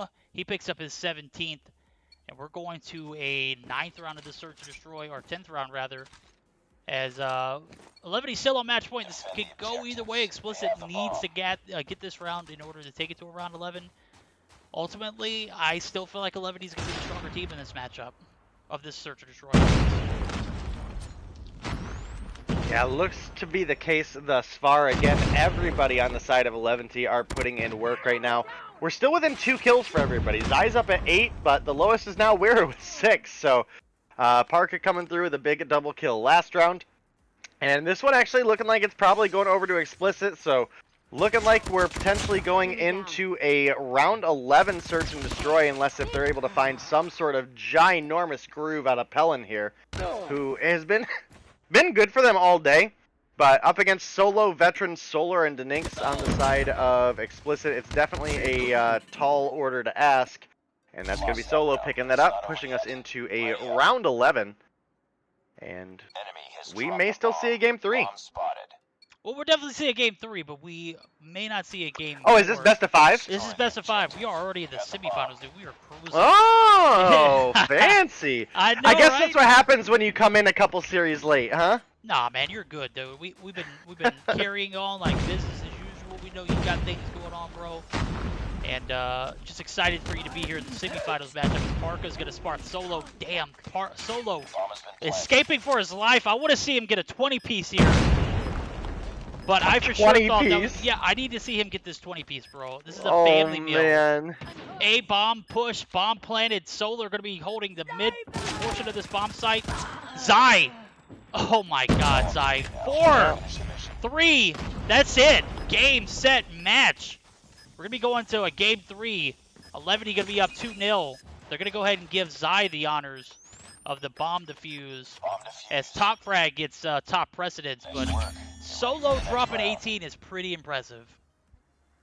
Yeah, I mean, he was doing everything he could. If we could have just saw a little bit of motion out of the rest of the team, that maybe is a different turnout. But I mean, you can't always have a good game, especially up against a team like 11T. So you got to give his team a little bit of credit today. Just maybe not their day, but they're down, but not out. We do have a domination ahead of us. Maybe they can find a little bit of momentum off the back of, honestly, Solo's hyper carry during Search and Destroy, and maybe they can push us into a game 4, but I don't know. With 2 people leaving, that may not be the case. Yeah, we'll see. I definitely think this Explicit roster has a lot of potential, but when you got... I definitely don't think Explicit is going to rage quit either, right? No, like, no, it's probably definitely not. people probably reconnecting devices, trying to get ready, jump the gun a little bit early. We'll get you guys into the game, and we'll get you through it as soon as we can. Obviously, it's not the finals, but it is definitely an exciting matchup versus 2 incredible teams, and definitely want to see some good games here because we want to make it feel like they really fought and deserved for that final spot, you know? Absolutely. This is probably one of our closest matchups that we've seen. Obviously, the hardpoint went a little lopsided. 11E took the lead and ran with it. Explicit just weren't able to, answer back after that P2 transition.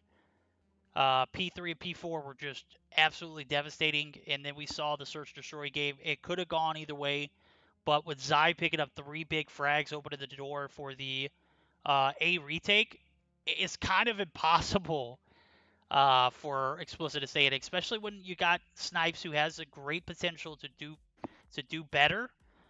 But starting off 1-7 is never the right situation you want to be in when you're going up against a team like 11. You want to have, you want to have all your P's and Q's lined up. You want to have everything in a row, and it just didn't pan out for Explicit. They were outmatched and outplayed. They had numerous players. As a matter of fact, you made point of it.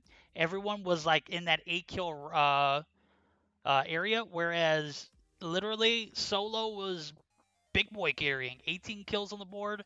You gotta give respect where respect is due, and that guy just absolutely fragged out.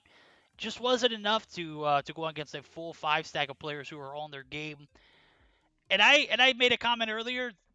If Explicit is able to take us to a game 4, it'll be on the backs of a Search and Destroy. They lost that. This is their opportunity to redeem themselves. I said there was no way that they were going to win a domination. But yeah, prove me wrong. Explicit, I am 100% behind that if you guys can make it happen.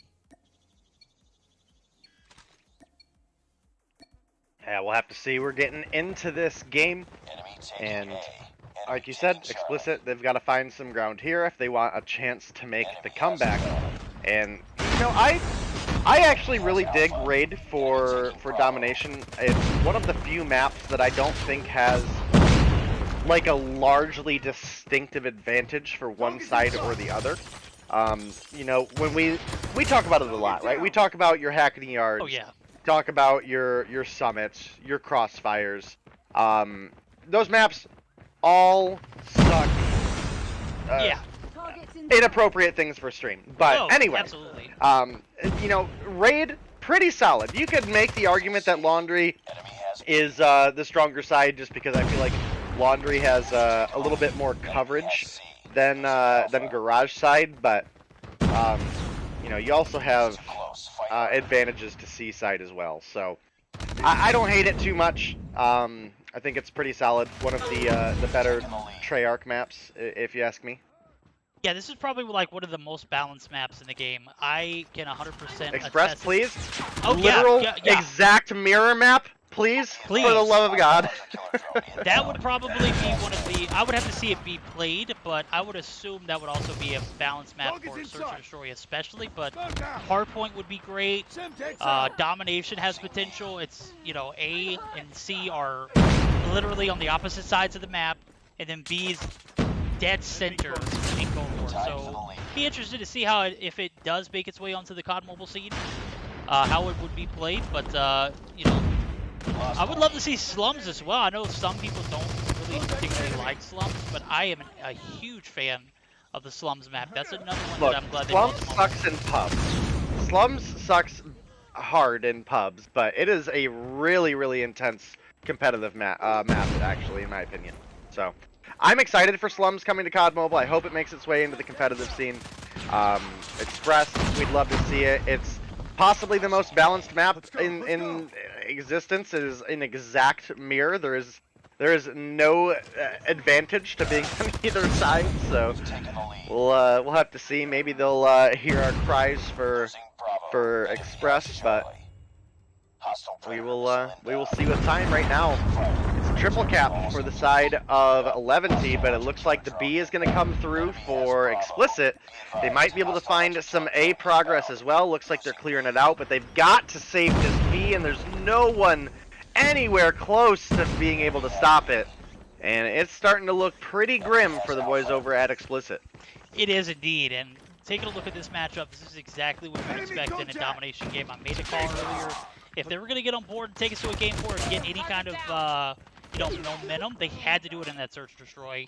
That round 11 bit the dust poorly for Explicit, and we see that same kind of momentum roll over into this domination early. 11E popping off 75 to 47, nearly a 30-point game. Not going to matter here in the second half, though, as we have talked about it continuously. The second half, you're not capped to 75 points. Obviously, that's all the guys over at 11E can get, but this is an opportunity for the guys over at Explicit to bounce back. But an early start as Snipes and Veteran actually going to lead the pack and push towards this B site. Snipes actually going to push up. Only 3 kills on the board does not give me much hope. And a whole team is going to be wiped on the backs of Parka and his Predator missile. What in the world? You got 4 guys on point and nobody had a trophy? Is that what you're trying to tell me? Yikes. Feels bad. We've taken the lead. Guess they burned it on their way there. But to be fair, also, sometimes the trophy system just doesn't work right, so I get it. I wasn't actually spectating any of them to know if one came out, so I don't want to give them too much crap for it. You would imagine with 4 people there, they have to at least have the one, right? But let's actually scroll through and see if anybody has it on. 1, 2, 3, 3 of them. So somebody should have had one, right? Somebody had to have had one, and all the people that were alive. Snipes was the one who was pushed up. Solo doesn't have one. Veteran has one. Solar has one, and Lucifer has Smoke. So 2 people out of the 4 that were there have one. So interesting. Nonetheless, they do get the B cap and have held it pretty consistently here in the second half. They have closed that 30-point gap to close to about 12, 13 points. As I say that, the B side is actually going to be pushed and capped by 11E. They've got plenty of trophies in the mix. A sentry gun, too. That is going to anchor them back into pushing that lead and extending it. A is going to get pushed, and now the cluster comes through. This is just a tough moment for Explicit. Another L in the cap categories. We saw the B cap get denied earlier. It wasn't refused completely. They were able to manage to come back from that B cap denial, but it stunned them for a little bit. And Parka, 19 kills on the board, is an absolute phenom right now. 19 and 8, 12 or 16 and 6 with Wedero, who is also popping off. As I do see the Goliath coming through in handy. A is not going to be properly held, but the Goliath definitely going to push them back into position. The B site has to be pushed here by Explicit. They can't contest this A site.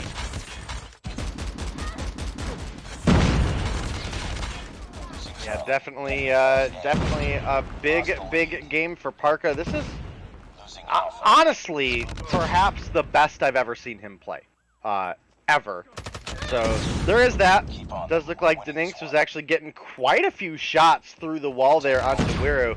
I didn't see how much health the Goliath had when those shots started flying in, but that Goliath pretty unhealthy at this point.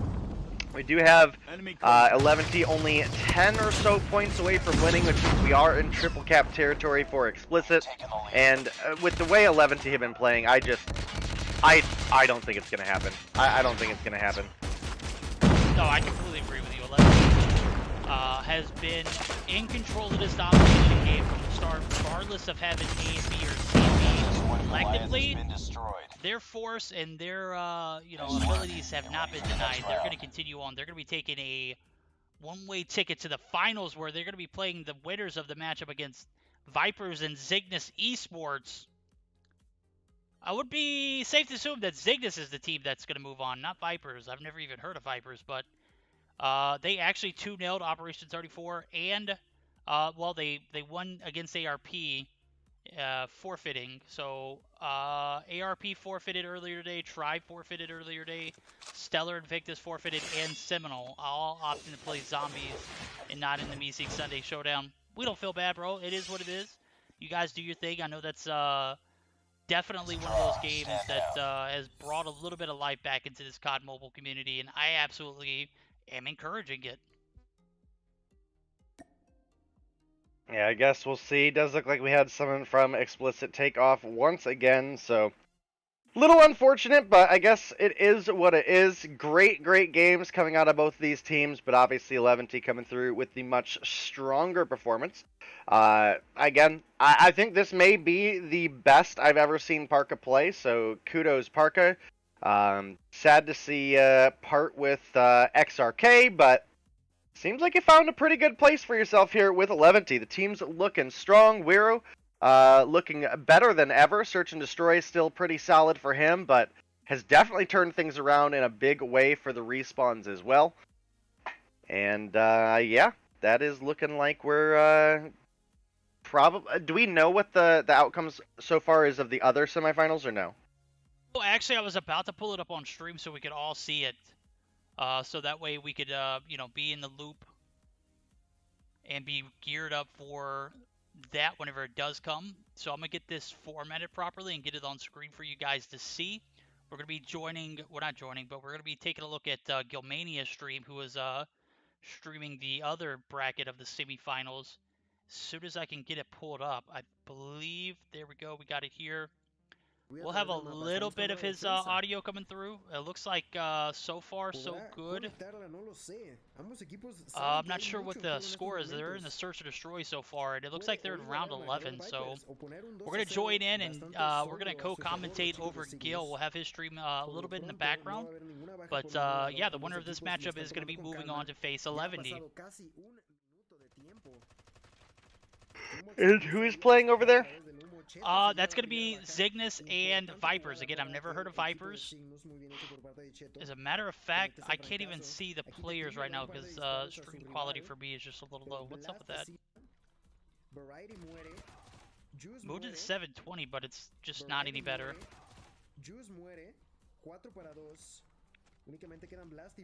Well, let me tell you, bud, it is not any better on 1080p either. No, yeah. It looks like Viper has 2 players left alive. They're going to be planting, but the nade is going to halt that plant. 43 seconds left. Oh my god, Blast!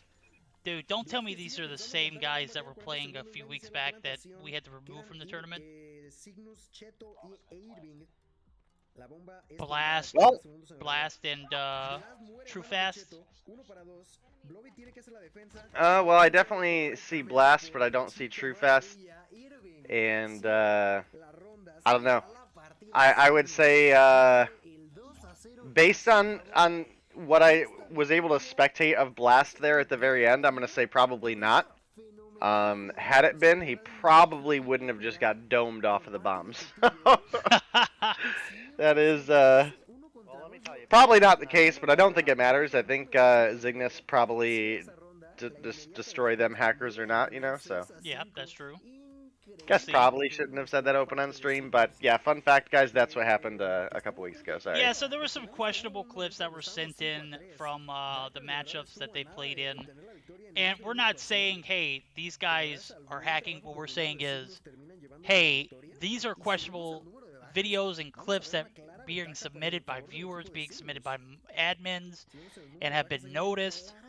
And let's just say that based off of those clips, we weren't able to allow them to continue on in the tournament. As a matter of fact, they removed that day, and I believe Jockey was actually banned from MSK tournaments moving forward. So I don't think Jockey is participating tonight. True Fast and Blast were the other two players that were questionable, but the clips that we received on Jockey were just you know what? We're cutting it, okay? Yeah. We're cutting it. Okay. It was obvious. It was obvious. Yeah, it was obvious. Yeah. And I'm not sure where this series is, but that was a search and destroy game, so I'm gonna assume that was game number 2 or 5.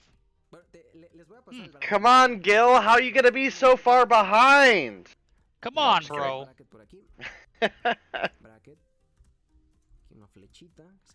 Yeah, I don't know. Hold on real quick, guys. Give me a second. Let me see if I can reformat this, because on the Trovo app itself, it just looks crappy. I'm going to see if I can get it in the browser for him.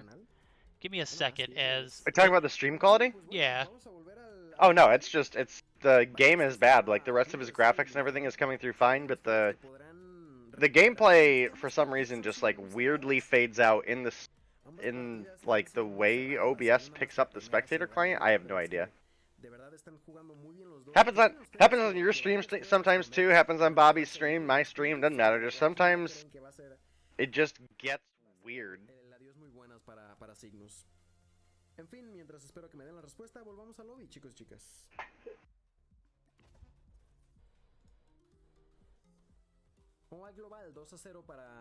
That didn't fix it. Let's see.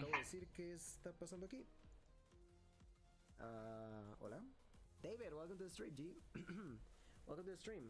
How are you doing, David? I have no idea what's going on. No tengo ni idea de qué está pasando.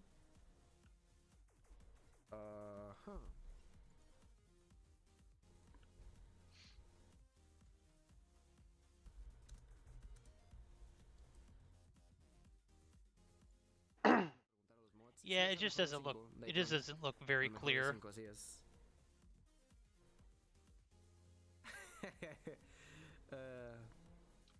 Alright, let me see. What game are they in? Okay, no se recuerdan que dije que LDM, gracias por esa rosita, bro. No se recuerdan que les había dicho que Vipers pues generalmente habían sido eliminados en etapas tempranas. Oh, it looks like they may have won. Everyone from the Vipers team is left. It looks like they're maybe getting us into the lobby. Okay, perfect.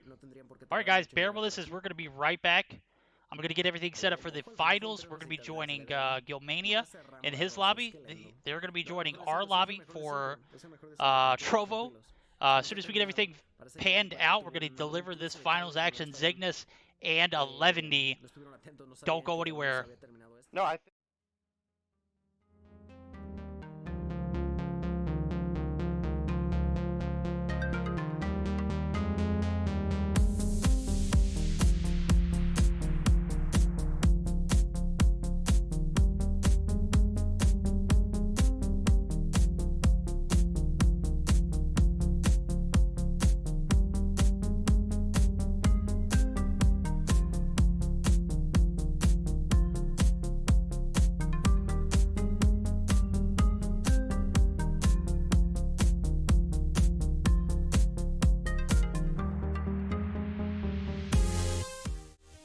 Okay, so we're actually going to be joining the Zygnus, the remainder of the Zygnus and Vipers matchup. I just didn't see Vipers in the lobby anymore, and I assumed that was it.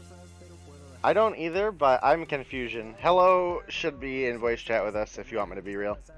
Yeah, that's perfectly fine. Go ahead and message her and let her know, join in the VC for us. I'm going to get this stream title changed, and we're actually going to jump straight into the action as, yeah, I think we're good. I think it's 2-0. We'll see. Go back to Well, my channel. shouldn't it have been a best of 5? It is a best of 5, so they need to take one more matchup in order to move us on.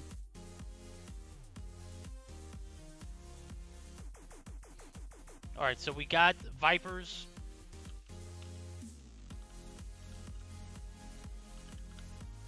The winner of this matchup obviously going to be moving on to take 11E on in the finals matchup.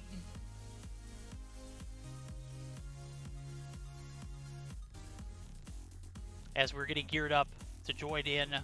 We're already in the lobby for these guys. Just waiting for what looks like Vipers to join us, so...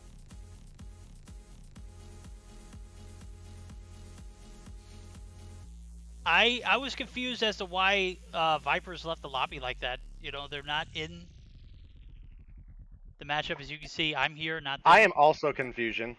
Yeah. This is kind of awkward. We'll figure it out, though.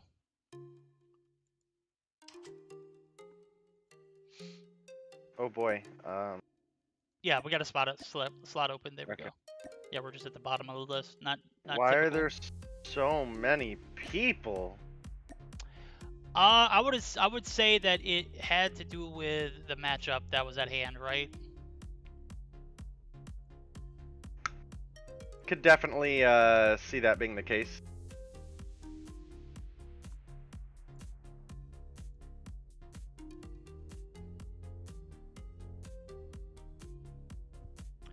Yep, it is going to be Zygnus and 11D for the finals. We're going to get 11D in the lobby.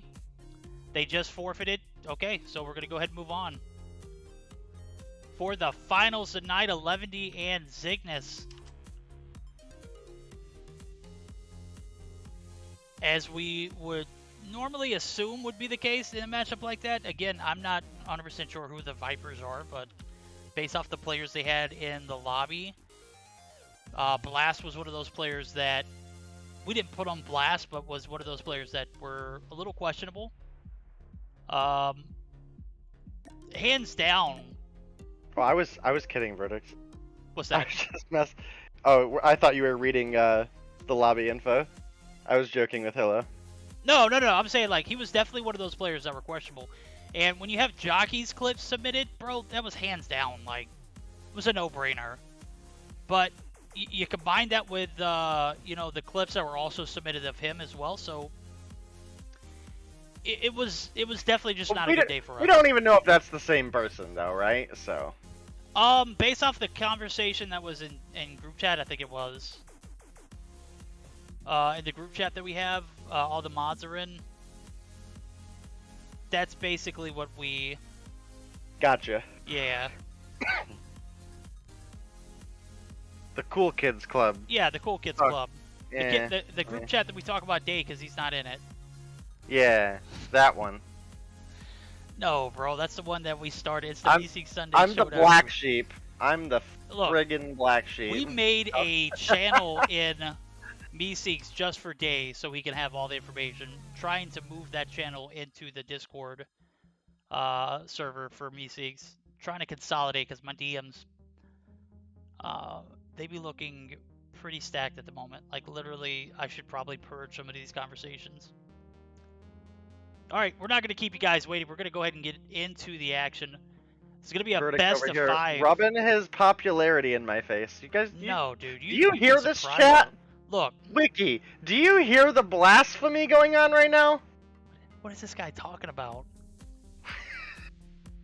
I throw him in pretty much every group chat that I get invited to from now on.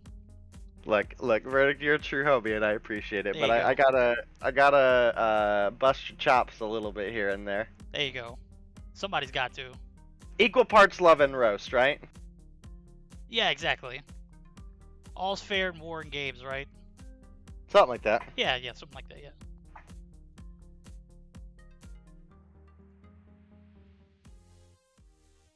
Alright, waiting for the map rotations and everything. Zygnus versus 11D. This is a matchup that I'm expecting to at least go to a Game 6, or Game 5, I meant. right? This is a best of 5. I don't think we're going to see a best of 7 format. But at any rate, I don't know. This is Levity looking pretty spicy. Zygnus looking always. I mean, Zygnus always looking good. Let's just be real. Why did I got banned? TF? I don't know. Why me? Why you? Yo, Gilmania coming through with a massive 250 Raiders. He's gonna be joining us for the finals here shortly, as we're gonna get geared up and set up. Looks like we're gonna start off on a hardpoint shipment. I'm kidding, dude. That's not the that's not the move. We're waiting for bans and everything to come through. S-Thug raid, let's go. S-Thug raid, let's go. That was a Gil raid. Gil got raided by S-Thug, I guess. Gil is S-Thug. Gil is the thug. You must have missed that in chat earlier. Gil is S-Thug confirmed. Oh, really? I knew it. Yeah. That son of a gun.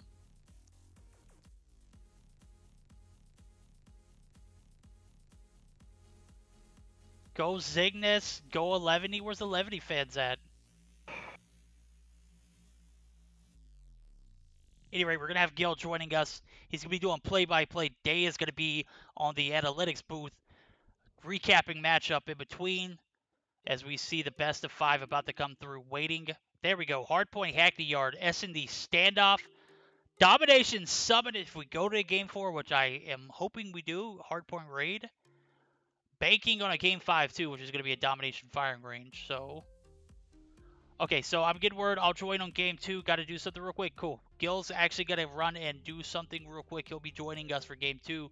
That means Day and I are going to be delivering our best English commentary for you guys who are just now joining in. Or maybe mid-game, hopefully. We'll see. Gil's not coming for the finals now, I don't think. I'm kidding.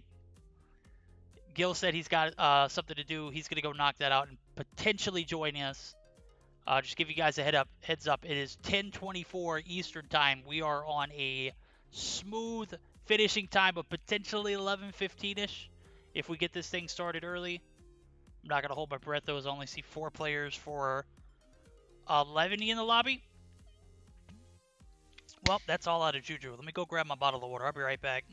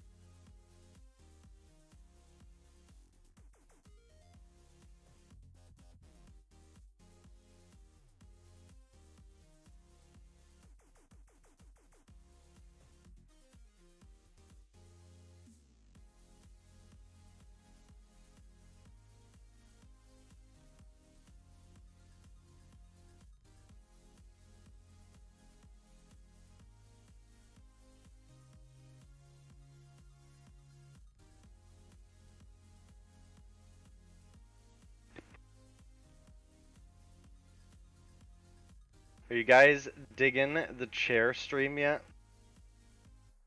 Go, we're Possibly the most exciting chair stream worldwide. Absolutely, bro. Come on. Who doesn't want to see my bot respawn chair? Do gotta say, it do be getting uncomfortable at times.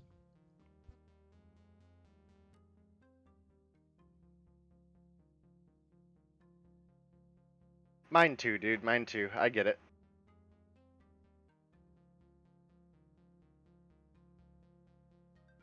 All right, so next week, big news. I think next week we're gonna do MSS phone only moving forward.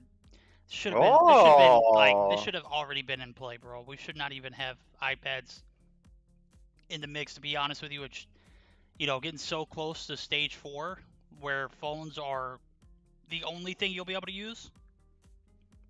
And as a matter of fact, is it going to be the Sony Xperia phones that they're going to be using? I believe so. Yeah, it doesn't make sense to continue on with tablets or iPads. No At more Red Magic Warriors. Ooh, vague. He's not in champs, but he's a Red Magic Warrior. He'll continue on, so. Vague's career is over for like 6 more months. Well, he's still doing Or seminal things. So. 5. No age cap, right? Just phone only? Yeah, just phone only, as it should be. Okay, cool. I love it when granted it takes a little bit more time to verify, but it's obviously for the better of competitor's sake. Oh my goodness, I'm so tired. Yeah, we're still waiting on a 5th from 11D. This better be an exciting matchup. Actually, they move up to the 5th slot so we can close it. Oh, hello, hi, what now? Boom, click, done, check it out. Perfect.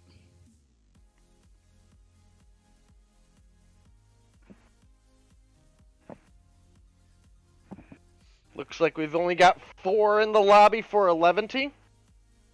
Clearly, Zai. clearly just terrified of Zygnus, right? That's gotta be the case, right? Yeah. Or maybe not, but we'll get him in as soon as we can for you guys. He's coming, don't worry. Zai's not someone to shy away from competition. This is a matchup we haven't seen in a very long time in the finals. As a matter of fact, when we first started doing Meseeks Sunday Showdown about 39 weeks ago, it used to be like, I think for like 2 or 3 weeks straight, the only finals format that we ever saw was Zygnus taking on 11D. Now they're making their way back in. They took a little bit of, back and forth. I think Zygnus got the better of the best of 5s, like week 10 to week 13-ish. But 11D took the bags early. I believe they were our first 3P champions too, 11D was, so. Zygnus definitely has won 3 in a row before, but I believe 11D was our first 3P champions. And high expectations for this game. So Zygnus and 11D going to be battling it out in a best of 5. We've got the maps if you guys missed it. We're going to start off with a hardpoint Hackney Yard, followed by a Search and Destroy on Standoff. Game 3 going to be a Domination Summit. Ooh. If we're lucky enough to see a Game 4, it's going to be a hardpoint raid, followed up by a Game 5 potential Domination Firing Range. I love every map and rotation. Game mode? What is going on? They're not going to 4v5 this. This is... There we go. They need to close that 7 spectator slot.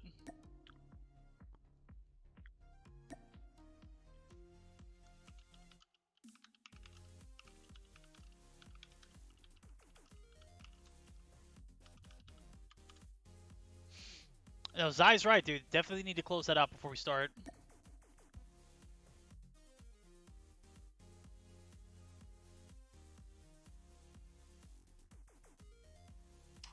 Spectator slots are closed. Why are they saying in chat, kick to Kimwax, please? Why? Oh, kick Kimwax. Oh, okay.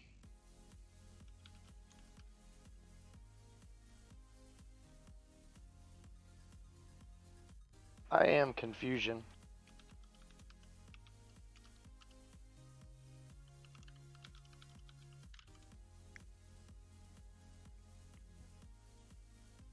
All right, everyone in chat is putting it in there. They need to handle this in Discord.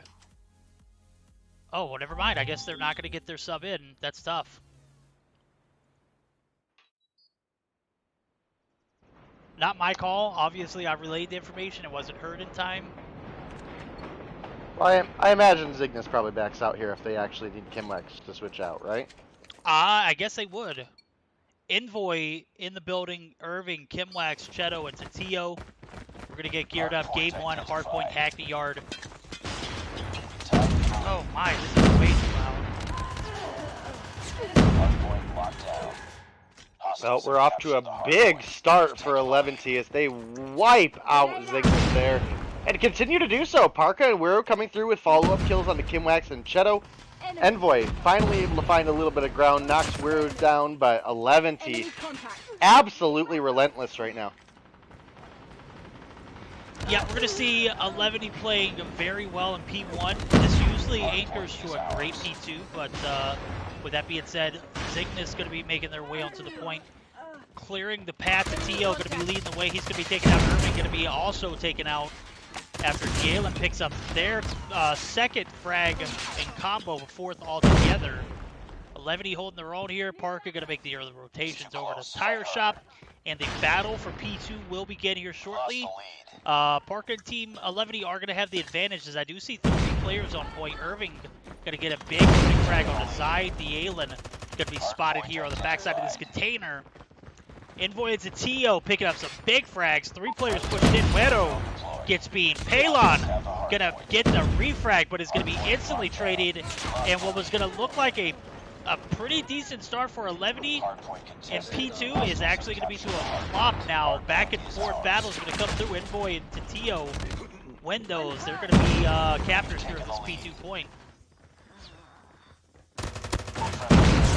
Big start for 11T, but Zygnus are starting to find a little bit of groove, specifically to Tio. Comes through with a quad. Irving finds a kill on to Zai. We'll have to see if they can make the break, because this game has largely been 11T so far.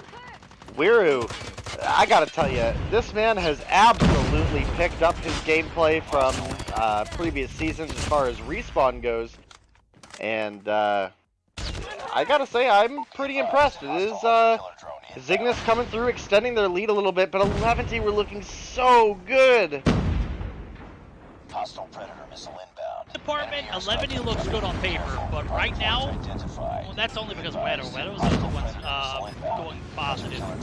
Irving and Envoy are running the lobby, 12-7 and 11-3 respectively. Envoy putting on a show. Irving right there with him. Top fragger for their teams. P3 opening up, and 11 getting blown out the gates here in this hardpoint game. As Zygnus looking to make this a fast first game. 22 points is all that 11's been able to scrap up. And you would have thought that after having a great start on P1 hold, everyone just kind of fell for 11, and I'm not sure what happened there for them. But it's been downhill since then. Yeah, I guess we'll have to see. They were looking really good off the start. They found so many kills. It was looking like they were making the break into P2, and everything just fell apart for them so quick. And I guess that is sometimes the case when you're up against a team as strong as Zygnus. But 11T had been on fire today. They came into this match and showed that they were still on it, and then just hit a brick wall. And they gotta find something together here. It looks like did I just see a Goliath in play? Yep, Tio and a Goliath. He's gonna avoid damage from that nade there, but a very healthy Goliath coming into point is not good for the side of 11T. Did have Galen looking for a rocket shot there on the Goliath. It did miss, so this Goliath still sitting on full HP right now. Yep, Pilon going to get one Annihilator shot to hit on it, but Kimwax going to prevent any more damage.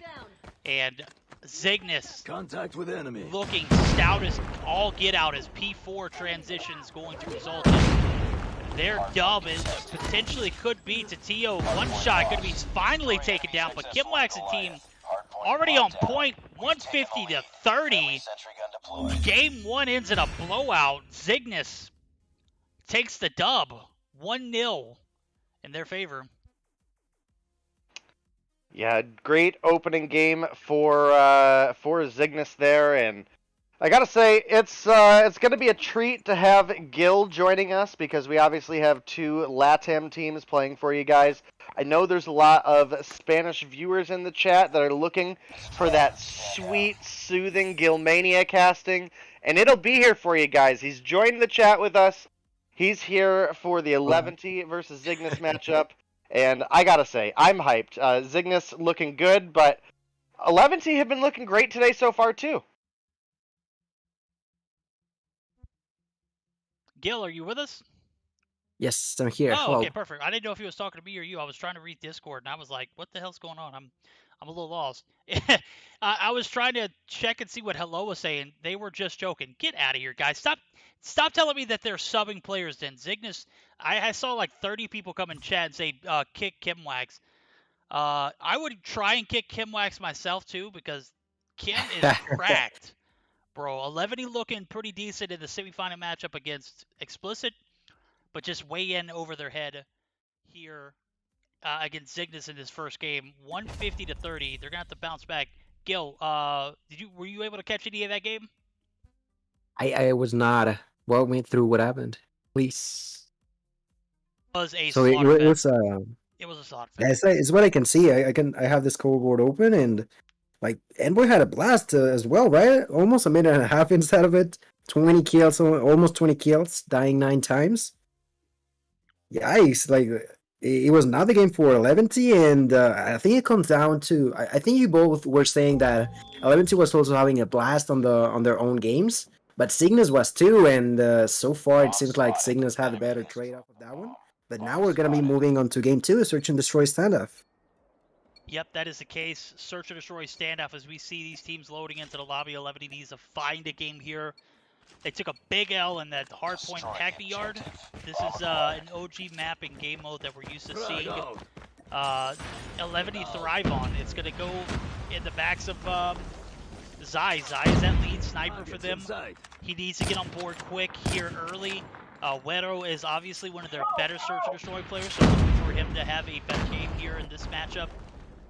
The Search and Destroy starting off a big opening frag for Zai. Not necessarily hitting a shot with a sniper, but coming through with a nade. Shadow going to be answering the door. Oh my, Zai with a shot! Taking down Envoy, creeping through mid. And the one player advantage is going to go back in favor of 11D. Yeah, now that I'm watching also the players, I do find it quite interesting that we have, of course, Ballon joining us, Park. I'm sure that you guys have to talk about it. But overall, I find the roster pretty interesting, you know? In this round, we're going to have a 3v3, and those 2 players that I was talking about are going to be alive. Park is going to be on Grannies with a Fennec. Gonna hit a few shots, ends up only being hit markers. His allied Pelon gets knocked out. Parker trying to make something happen. He does not have control over the bomb. Gonna go pick it up and misses. No, he does pick it up, but still in a bit of a disadvantage with only 40 seconds to answer back. Sai finds that snipe. And what's up with Sai's snipes? How has he been today with those? Bro, he has been clutch with it. Hit a few decent ones in Search and Destroy on Summit. But this map, I could see him picking up an easy 10-piece. He's got 3 already on board. Irving going to be pushing through this statue tank area. Parka going to push the backside. Going to have to get the refrag. Does do it. Zai is going to go down, and that's going to leave Shadow and Parka in a 1v1 scenario. Parka nowhere to defend this bomb. He's going to get it off easy. Oh no! Wow, Shadow, big brain plays there. Yeah, Parker was just too far away, try to go to defend it without even realizing. I think the problem was that he didn't realize that he was already there defusing, right? If you notice, he was not necessarily rushing towards it. He may have thought that he was just on the way there, but not necessarily on it just yet. Was not the case. Cheto defused the bomb and bring the advantage home. They're going to be defending pretty heavily on the A side as per usual. But it almost feels like 11T is bringing something else into the table. Their push seems to be going a little bit more focused towards B. Of course, it can be situational where they switch back and forth between the bombs. That's exactly what I see Parker doing, just swinging between both sides. Alien finds the first blood in this game. Sai gets kill number 2 in here. And as they do that, and grenades are going to be flying by, I do believe that Park is going to be moving towards the bomb, trying to plant it. Spots another enemy in here. He's trying to get inside, finds an enemy with a head glitch, and boy, he's the one getting the kill at the end, but immediately drops dead by the hands of Sai, and all of a sudden it's a 2v2 again. Well, really, it's a 2v1 because Wero is AFK on spawn. I just spectated him. I checked it earlier. He was AFK, didn't move. Zai was a little AFK starting off the map, and he was able to pick up a big frag on Cheto. Oh my, Zai just cannot miss. That bomb head glitch is not going to give you any cover when he's gunning for your head. And now Kimwax going to be left on their own. The good thing is it's a 1v1 because, again, Wero not connecting. I don't know what it is. I don't know if he's having connection issues or if he's just completely AFK. Maybe he stepped away from his phone. Regardless of the situation, he is going to be AFK. That's not going to matter. Kimwax going to be lasered, peeking his head through that broken wall area, and is definitely going to fill that this round. As Zai already up to 7 kills, single-handedly destroying this the Cygnus roster one by one in that last round. Yeah, I don't think it was an ace, but it was really, really close to it. Getting that many kills in only a few rounds, like, that is quite crazy. That's a 3.5 average of kills in each one, so he's gonna be trying to keep it up as he is trying to go towards the A-bomb, decides to rotate back. Still, like you mentioned, pretty problematic the fact that Güero was and still is AFK for the time being. That is something that you don't like to see. In S&D, it seems like they are trying their hardest to keep it up. Sai is gonna spot an enemy trying to hide behind that head glitch. Or like he tries to get the kill, Envoy with a surprise gets that kill. A lot of kills are being traded. Parker right now playing with a Fennec, trying to help his ally with someone who's through that tank. Gets a kill onto Irving, but still a 1v2. Cheto and Tatillo are alive, and it's gonna be quite problematic. They both have been having a blast today. And it's gonna be problematic given the fact that this map can be tricky when planting the bomb. A single bad peek, you know, you look to the left there, to the right, and you're done. So, and here Parka moving through blue. I don't think he might be thinking about planting the bomb anyway. You know, at this point he might just try to go for the kills instead, being in a 1v2 situation. You know, this is a decent 1v2 for Parka, and I'll say that only for one basis, is the fact that Cheto is not on iPad this week. He's making the transition to phone, and I'm saying this based off of what Chad is telling me. I'm assuming it's right because he is? Yes. That makes sense, not because he's selling or sold that round, but because, oh my god, Parka, Bad timing. 100% perfect COD timing for Tatillo, 0% COD timing for Parka. Tatillo shooting the body, absolutely loving it. They're going to go up 2-1 here at the Search Destroy, and it's on the back of Güero being AFK again. I'm not 100% sure if he is back. I think I spotted him move a little bit. Yet to get on board with a kill. There we go. He is 100% back. So we're going to have a 5v5, and now Zai is AFK. What the hell, man? Come on, 11D. Like they're showing a device, imagine. He's playing on both accounts. Zai is just too OP, bro. Let me pick up Güero's kills, and then I'm going to pick up myself. That's toxic. Pero bueno, a ver, en esta ronda número 4, la ventaja va a ser parcial ahora para el lado de Cygnus. Está siendo una partida un tanto cerrada y pues obviamente teníamos el problema de que Güero estaba AFK durante 2 de estas rondas, lo cual le dificultó bastante al equipo de Leventy. Ahora que Güero está de vuelta, se lleva la primera baja, muere a manos de Cheto, desafortunadamente, pero pues sí les va a ayudar bastante en contar con un apoyo de un jugador que sabemos que en busca de destruir pues no se le da nada mal. Por lo pronto, ventaja numérica va a ser en favor del equipo de Cygnus. Parka, que sigue con vida, está usando la Holger, muere a manos de Irving. Se le está dificultando esta ronda muchísimo a Leventy, que muere, caen a pedazos. Y esto va a ser un 3-1 para un Cygnus que se está viendo muy, muy fuerte en estas finales.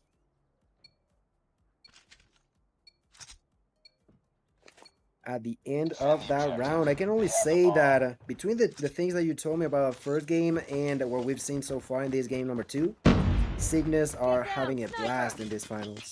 They are, and they're playing so very well. The addition of Güero not being AFK is not making a difference so far. As I say that, Güero actually going to be taking down Zai. Opted to pick up the Holger. I don't know if it's his main gun of choice, but with the way that he's been sniping, I am not questioning him. I'm just like, fine, bro, come on, give us what we want. Nonetheless, Cheto is actually going to be the last one alive for the Cygnus team.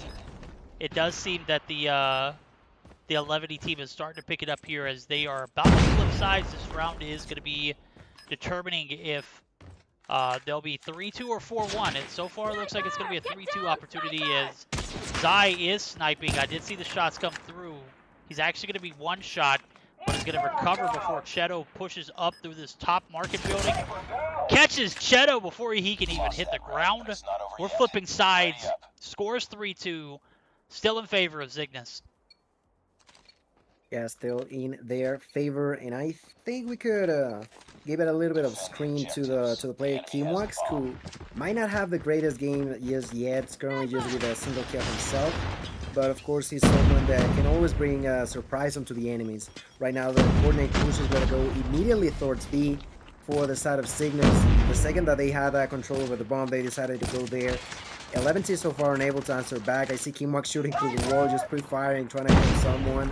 Make sure we're getting a little bit of damage. I don't know if Tetilla just killed himself. What happened there? Did you by any chance catch that? I did not, bro. As a matter of fact, I was reading in chat that Shadow and Tetilla are going to be making their full transition over the phone. And I could not tell in that hard point. As a matter of fact, it looked like they were continuing on with iPad the way they played. They were savages. Now, Shadow didn't have necessarily the best hard point game, but is making up for it here in the Search and Destroy. As I take a look at the scoreboard, he is 6-4 at the moment, so definitely a staple piece in the Cygnus roster. As 11 was able to tie it up here on the backs of Zai already dropping 11 kills. I think we're going to be on board with him this next round as he picks up the first frag on Kimwax. That's a huge opening frag as he pretty much secures this whole back alley area by himself. 12 kills for Zai as he is just a... He can't miss with this this Locust. Yeah, he unfortunately gets taken out by the nade. What a way to die. That nade made it a 2v2. And something that I did notice for the side of Cygnus is that Envoy, of course, has been the bomb carrier.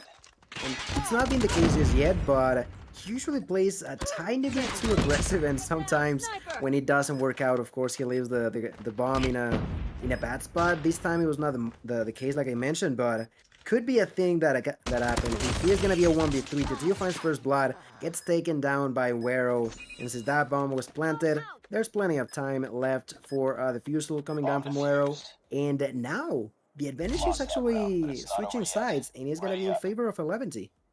Yes, it is. It looks like that 5-man full squad now paying off. 11D all, had a little bit of connectivity issues off the bat. Weather was AFK for a bit. Zai a little bit of AFK at the beginning of each round. It didn't really help their cause, but we see the efforts paying off as now Wetero spot on with Irving.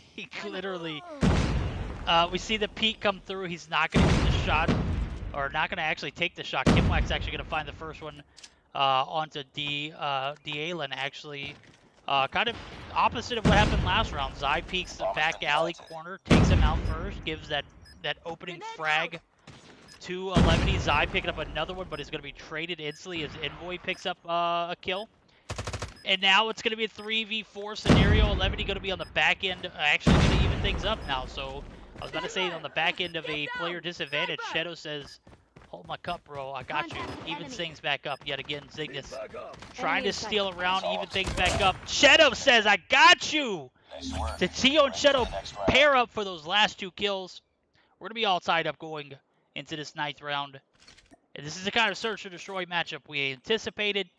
I'm glad that it's neck and neck, but 11 definitely needs to take this game because I don't foresee them being as, likely favored in a domination game. With that being said, anything's possible, but with the way that Cygnus has been playing lately, they are a force to be reckoned with on respawns.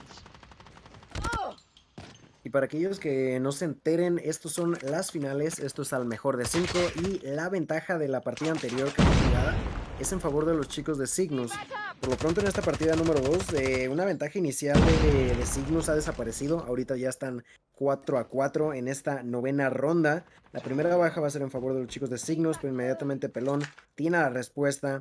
Aileen termina muriendo a manos de Kimwax, la bomba que está intentando ser plantada, ahí lo van a lograr conectar, pero Güero muy inteligentemente se lleva la doble, dejando solos a Cheto y Kimwax, pero Cheto se lleva... ¡No!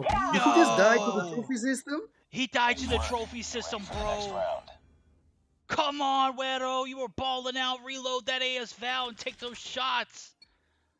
Wow. Wait, what? Why are they pausing the matchup? I have no idea what happened there, but... I think the referee accidentally hit pause by accident. Objectives. The enemy has It's like a feature they recently added. If you take a look at the bottom left of your screen, right. you see the little pause button. Zai picks up the first frag yet again, takes down a huge fragger and Envoy. Bro, I feel so bad. Oh my god, Zai, what are you doing, bro? Abusing Cygnus. 15 kills on the board. I just feel absolutely terrible for Wero. Zai finally going to be nerfed there, getting taken down as he played the A-bomb side a little too aggressively. Wero going to be alive to get the refrag. Now it's Kimwax and Cheto left to pick up the pieces. 2v4 scenario. Cheto going to be taken down. Kimwax all on his lonesome. Bomb is down at the A cubby side. Pelon and team know it's there, so they're just going to be holding point. This is exactly what you do. This is what you need to take us to a round 11. You've got absolute map control here. Kimwax going to try and rotate through the backside. Wero going to be right there if he peeks it. And is going to pick up the frag. We're going to be all tied up. We're going to a round 11. Come on! Ready up. 11D. Map control right Answer now. the phone, bro. This is your opportunity. Take this W. And they need it. They need that dub. They already lost game 1. Not the best start, like you mentioned, but now they are with all opportunity on their hands. As they flip sides, they are back onto the aggressive part of it. You know, carrying the bomb. Yet again, is gonna be Parka. He's moving. I find it quite odd that they played it this passively. Of course, that's another different play style. But the one that is just on a streak is gonna be Sai. 16 kills, just trying to carry as hard as possible. And of course, there's been rounds where he gets taken out, but the rest of the teammates clutch up as well.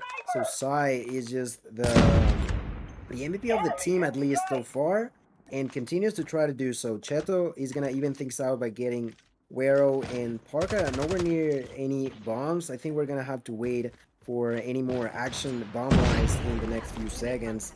The A-bomb is gonna be protected right now by Tatillo with a Holger. A player who is just so used to using this weapon is gonna spot the first enemy. He tries to get the kill but hides behind the tank, behind the statue. Seems like Tatillo will have to wait to get that kill.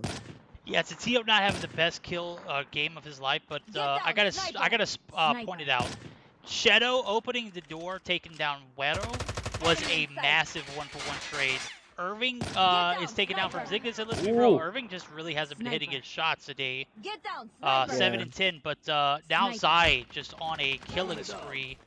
Pelon gonna pick up Tatillo there, lurking on the tractor side of things, and Envoy says, bro, I got you, takes down one, but is traded instantly. Kimwax gonna be left in a 1v2 scenario.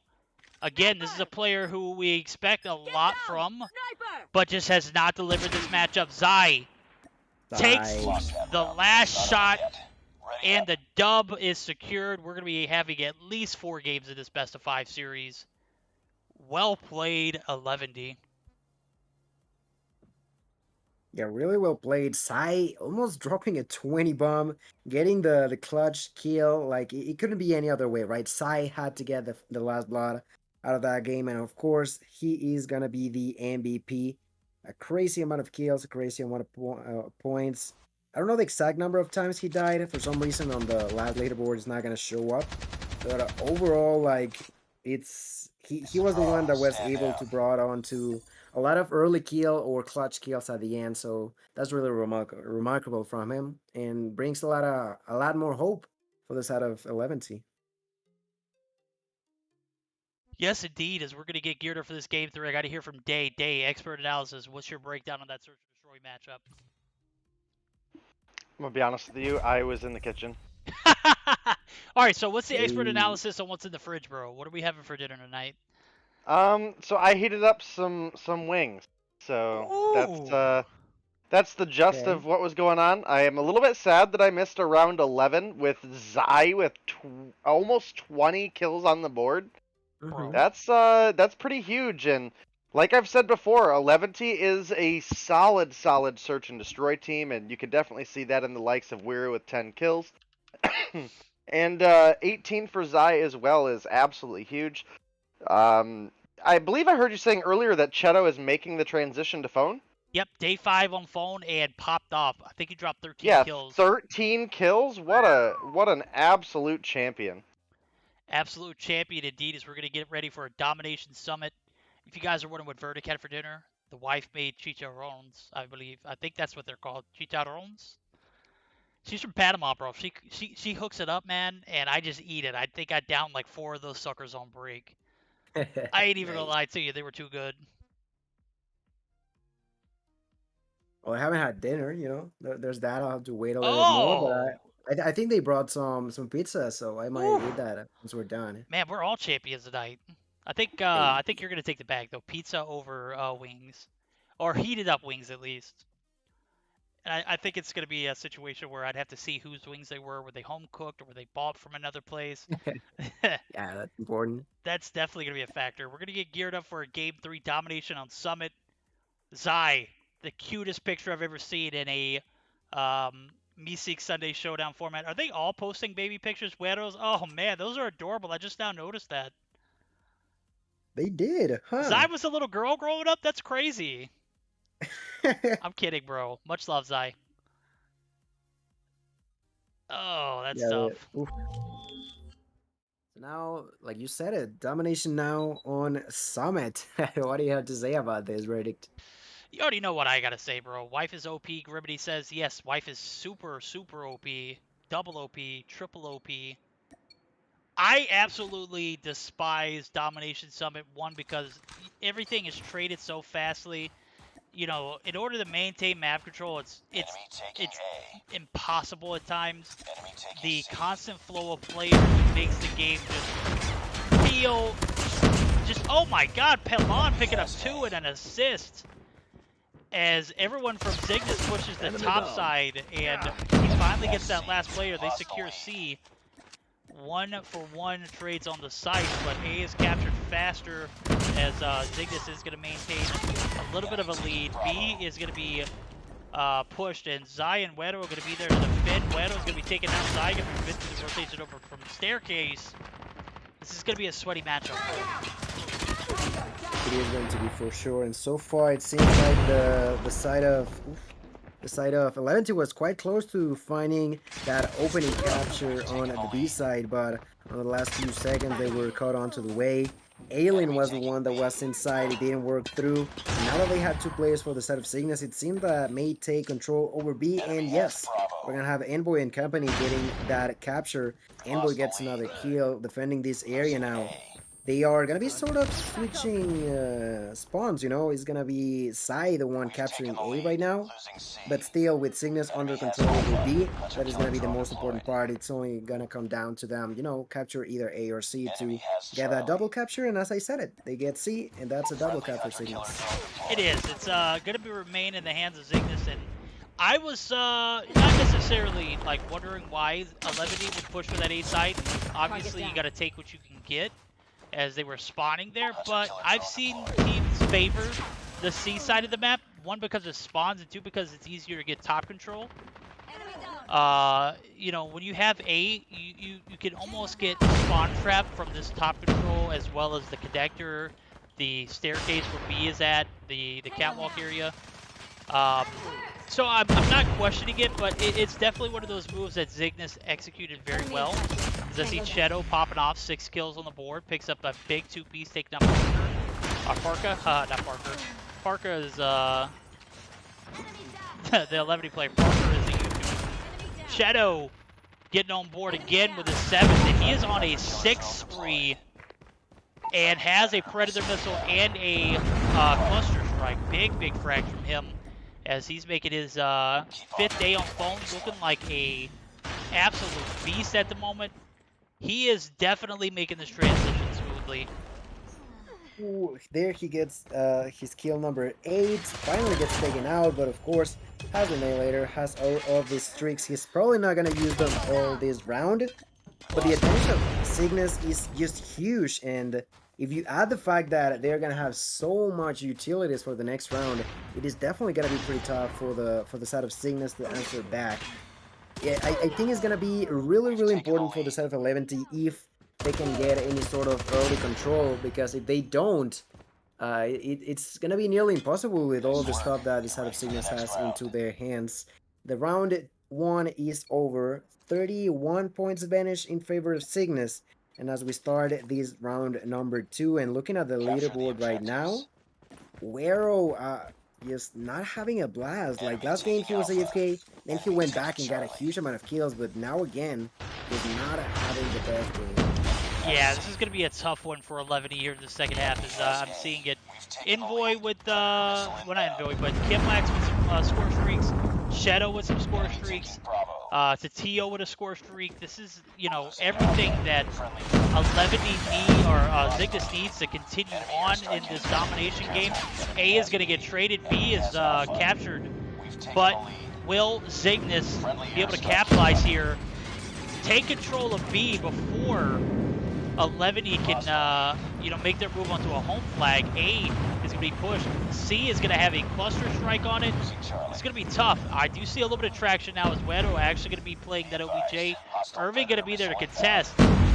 The cinch or the Predator missile is going to be halted, and C is going to be capped. B is going to be held. DeiNomine plays some good defense. We've got ourselves a ball game here in the second half. C and B held by 11. They're making their way back. Made a comment earlier. Oh my, Wedo. 2 big kills. Top control. Controlled. Under his palm. Made a comment. This is going to be a tough one for 11 to win. They're not, you know, Cygnus is just known to win their respawn games most. You know, the win in the Search and Destroy was huge, but let's be honest, Cygnus is just one of those teams that are really tough to compete against in a domination game. And with it being a summit map, they are just going to continue to thrive. They're going to take B as well. We've got, like I said, an interesting one in the second half.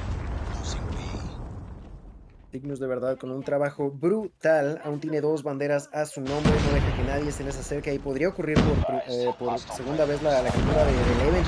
Va a ser así, vamos a ver si la pueden defender, pero de verdad les está costando muchísimo. Estuvieron incluso a punto de llegar a ese punto donde necesitarían una triple captura los jugadores del event. Aún no están ahí, así que tienen mucho por delante, pero en general la manera de jugar el event en este momento, haciendo respawns en este mapa de Summit ha sido, si no perfecta, pues casi. El hecho de guardar sus utilidades y sacarlas en el momento perfecto, en el momento más idóneo, les ha beneficiado bastante. Su ventaja ya es muy amplia, pero vamos a ver si es que el Eventi puede realmente continuar su defensa de estas 2 banderas. As we are like approaching the end game of this scenario, we're gonna see that Kimoax and one more player from Cygnus, they're gonna go immediately towards B. When you have 3 players on a flag, it's just really tough for you to try to defend, because it's only a matter of a few seconds for them to capture, and unless you were already there, it's gonna be a tough time. Instead of 11, decided to go for that double cap onto AC, and then now I'm sure that they're gonna try to go and answer back with B2, but this could work as well. They might have also some utilities themselves. Yeah, the cluster strike opened the door for the A cap, but it's not going to prevent that C cap from being traded, as the sentry gun on B with Envoy there to hold and push that 11 traffic back. Definitely securing the bag for Cygnus here. Envoy picking up some big kills with the Annihilator 3 spree, and is going to make some traction onto this A side. He's going to have a Predator missile, takes down 1, he still has 1 shot left. He's going to be stunned. DeiNomine going to pick up that frag, and again, nothing here for 11 to do. They're going to be dropping a second map, and we're going to see a hard point on firing range, if I'm not. Oh no, it's a search and destroy actually. No, it's a what is this? What are we looking at? What are the maps? A hard point raid and a Dom firing range. Should that be a search and destroy firing range, not a Dom? I think it should. Let's ask real quick. But yeah, game number 3 is gonna be over. Advantage back into Cygnus' hands. Of course, that S&D was really clutch, and 11-2 was able to take it home. But now are once again against the corners, right? You said it yourself. The side of Cygnus is really good at respawns, and we're gonna have one more. So it is gonna be tough for 11-2. I don't know if they can answer back. They're gonna have to go into full force, into beast mode, and actually just try their hardest not to fall too far behind too quickly, because the start on a map like Raid can be tricky, but if not done properly, you can go downhill from there. At Shadow and Tatio carrying big time in this domination game. This is not day 5 players on phone. These guys are cracked out of their mind. After that search and destroy, they just kept it rolling. Shadow struggled in the first hardpoint, but made up for it big time here. 16, 11, 20, and 12 for Tatio. This is the side of Zygnus that you don't want to be on. If you're 11D, you gotta have to bounce back in a respawn hardpoint on Raid, a huge map.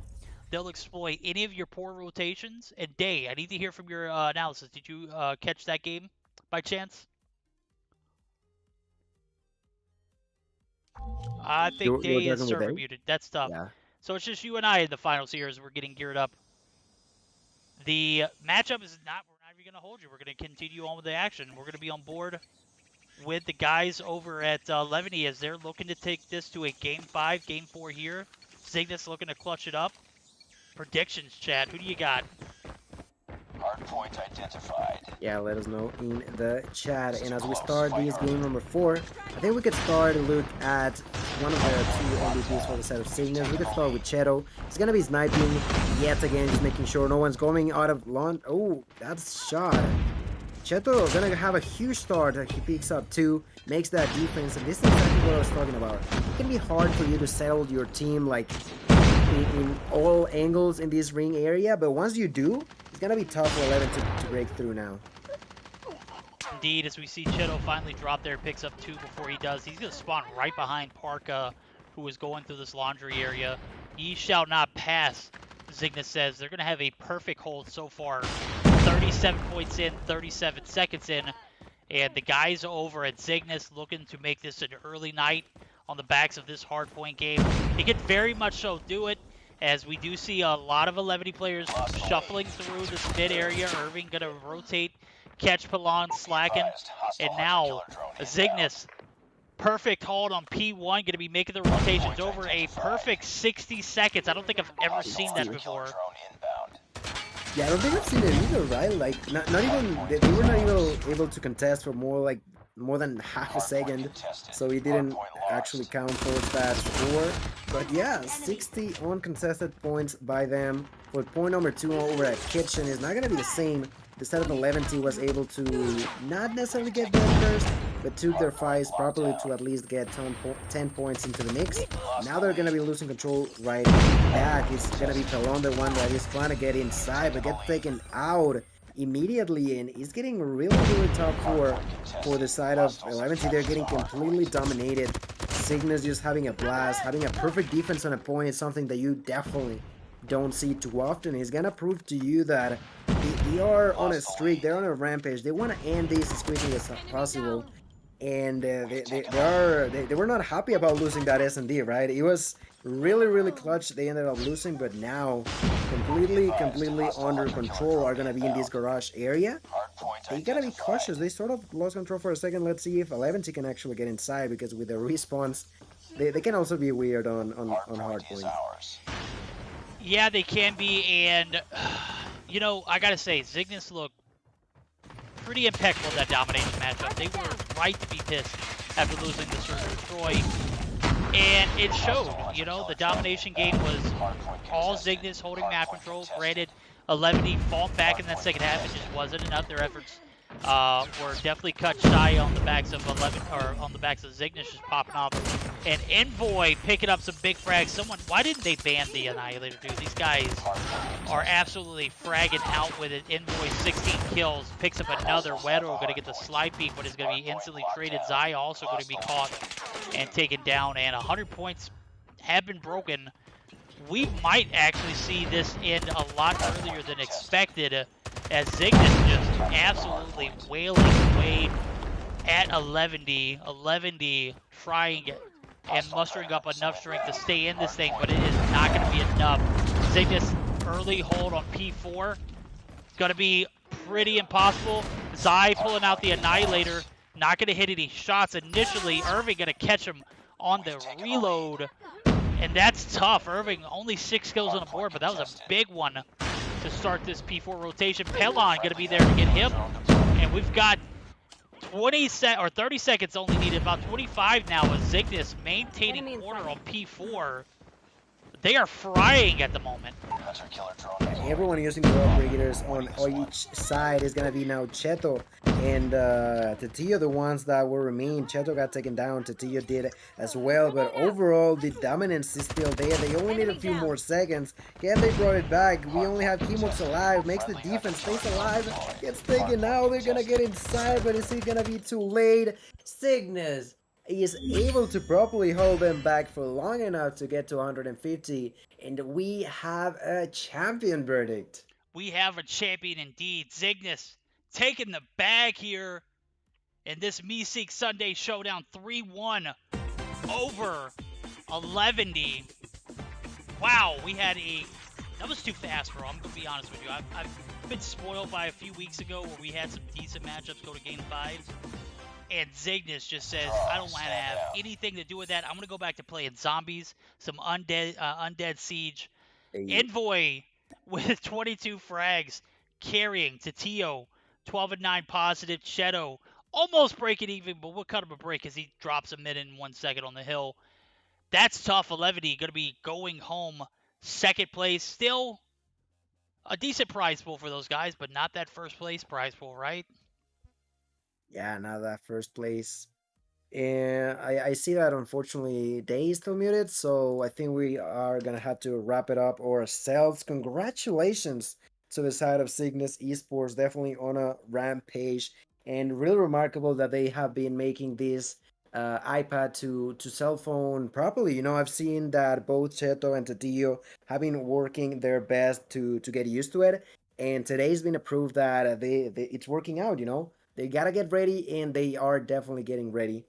También dar las gracias a todos y cada uno de ustedes por estar el día de hoy con nosotros. Espero que se lo hayan pasado de maravilla. Esto va a ser una victoria 3-1 en favor de los chicos de Cygnus, que de verdad tuvieron un día fenomenal. Estuvieron en control por prácticamente todas las partidas que jugaron el día de hoy. Estas finales en los mapas de Respawn de verdad dominaron a sus contrincantes, pero también pues felicidades a Eleventy, llegaron hasta la final, dieron de su parte.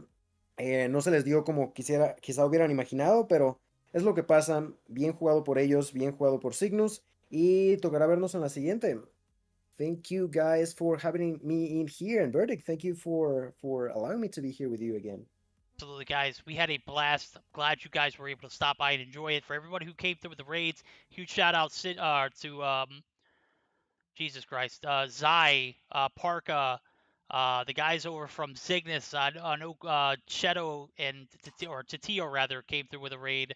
Not 100% sure who else was. Maybe Kim Wax. Kim Wax been streaming a lot lately. Huge shout out to you guys. Much love. Congratulations this week. This is the Meseeks Sunday Showdown. Cygnus is your champions. And we got to give a shout out to the sponsors, HyperX, Juju Energy, SXE Finger Sleeves, and Trovo. Make sure you use code Meseeks at checkout. Guys, we're going to conclude stream. Check us out tomorrow night as Day and I will be casting some event for Shredded. It's going to be a charity stream. Be sure to come by and show some support. Guildmania and I will be back live Tuesday night for the Meseeks Madness Royale. Much love to you guys. Get ready for a raid. We're going to be raiding one of these guys who came through with a raid earlier. So showing them the same energy, man. We'll catch you back next time. Much love.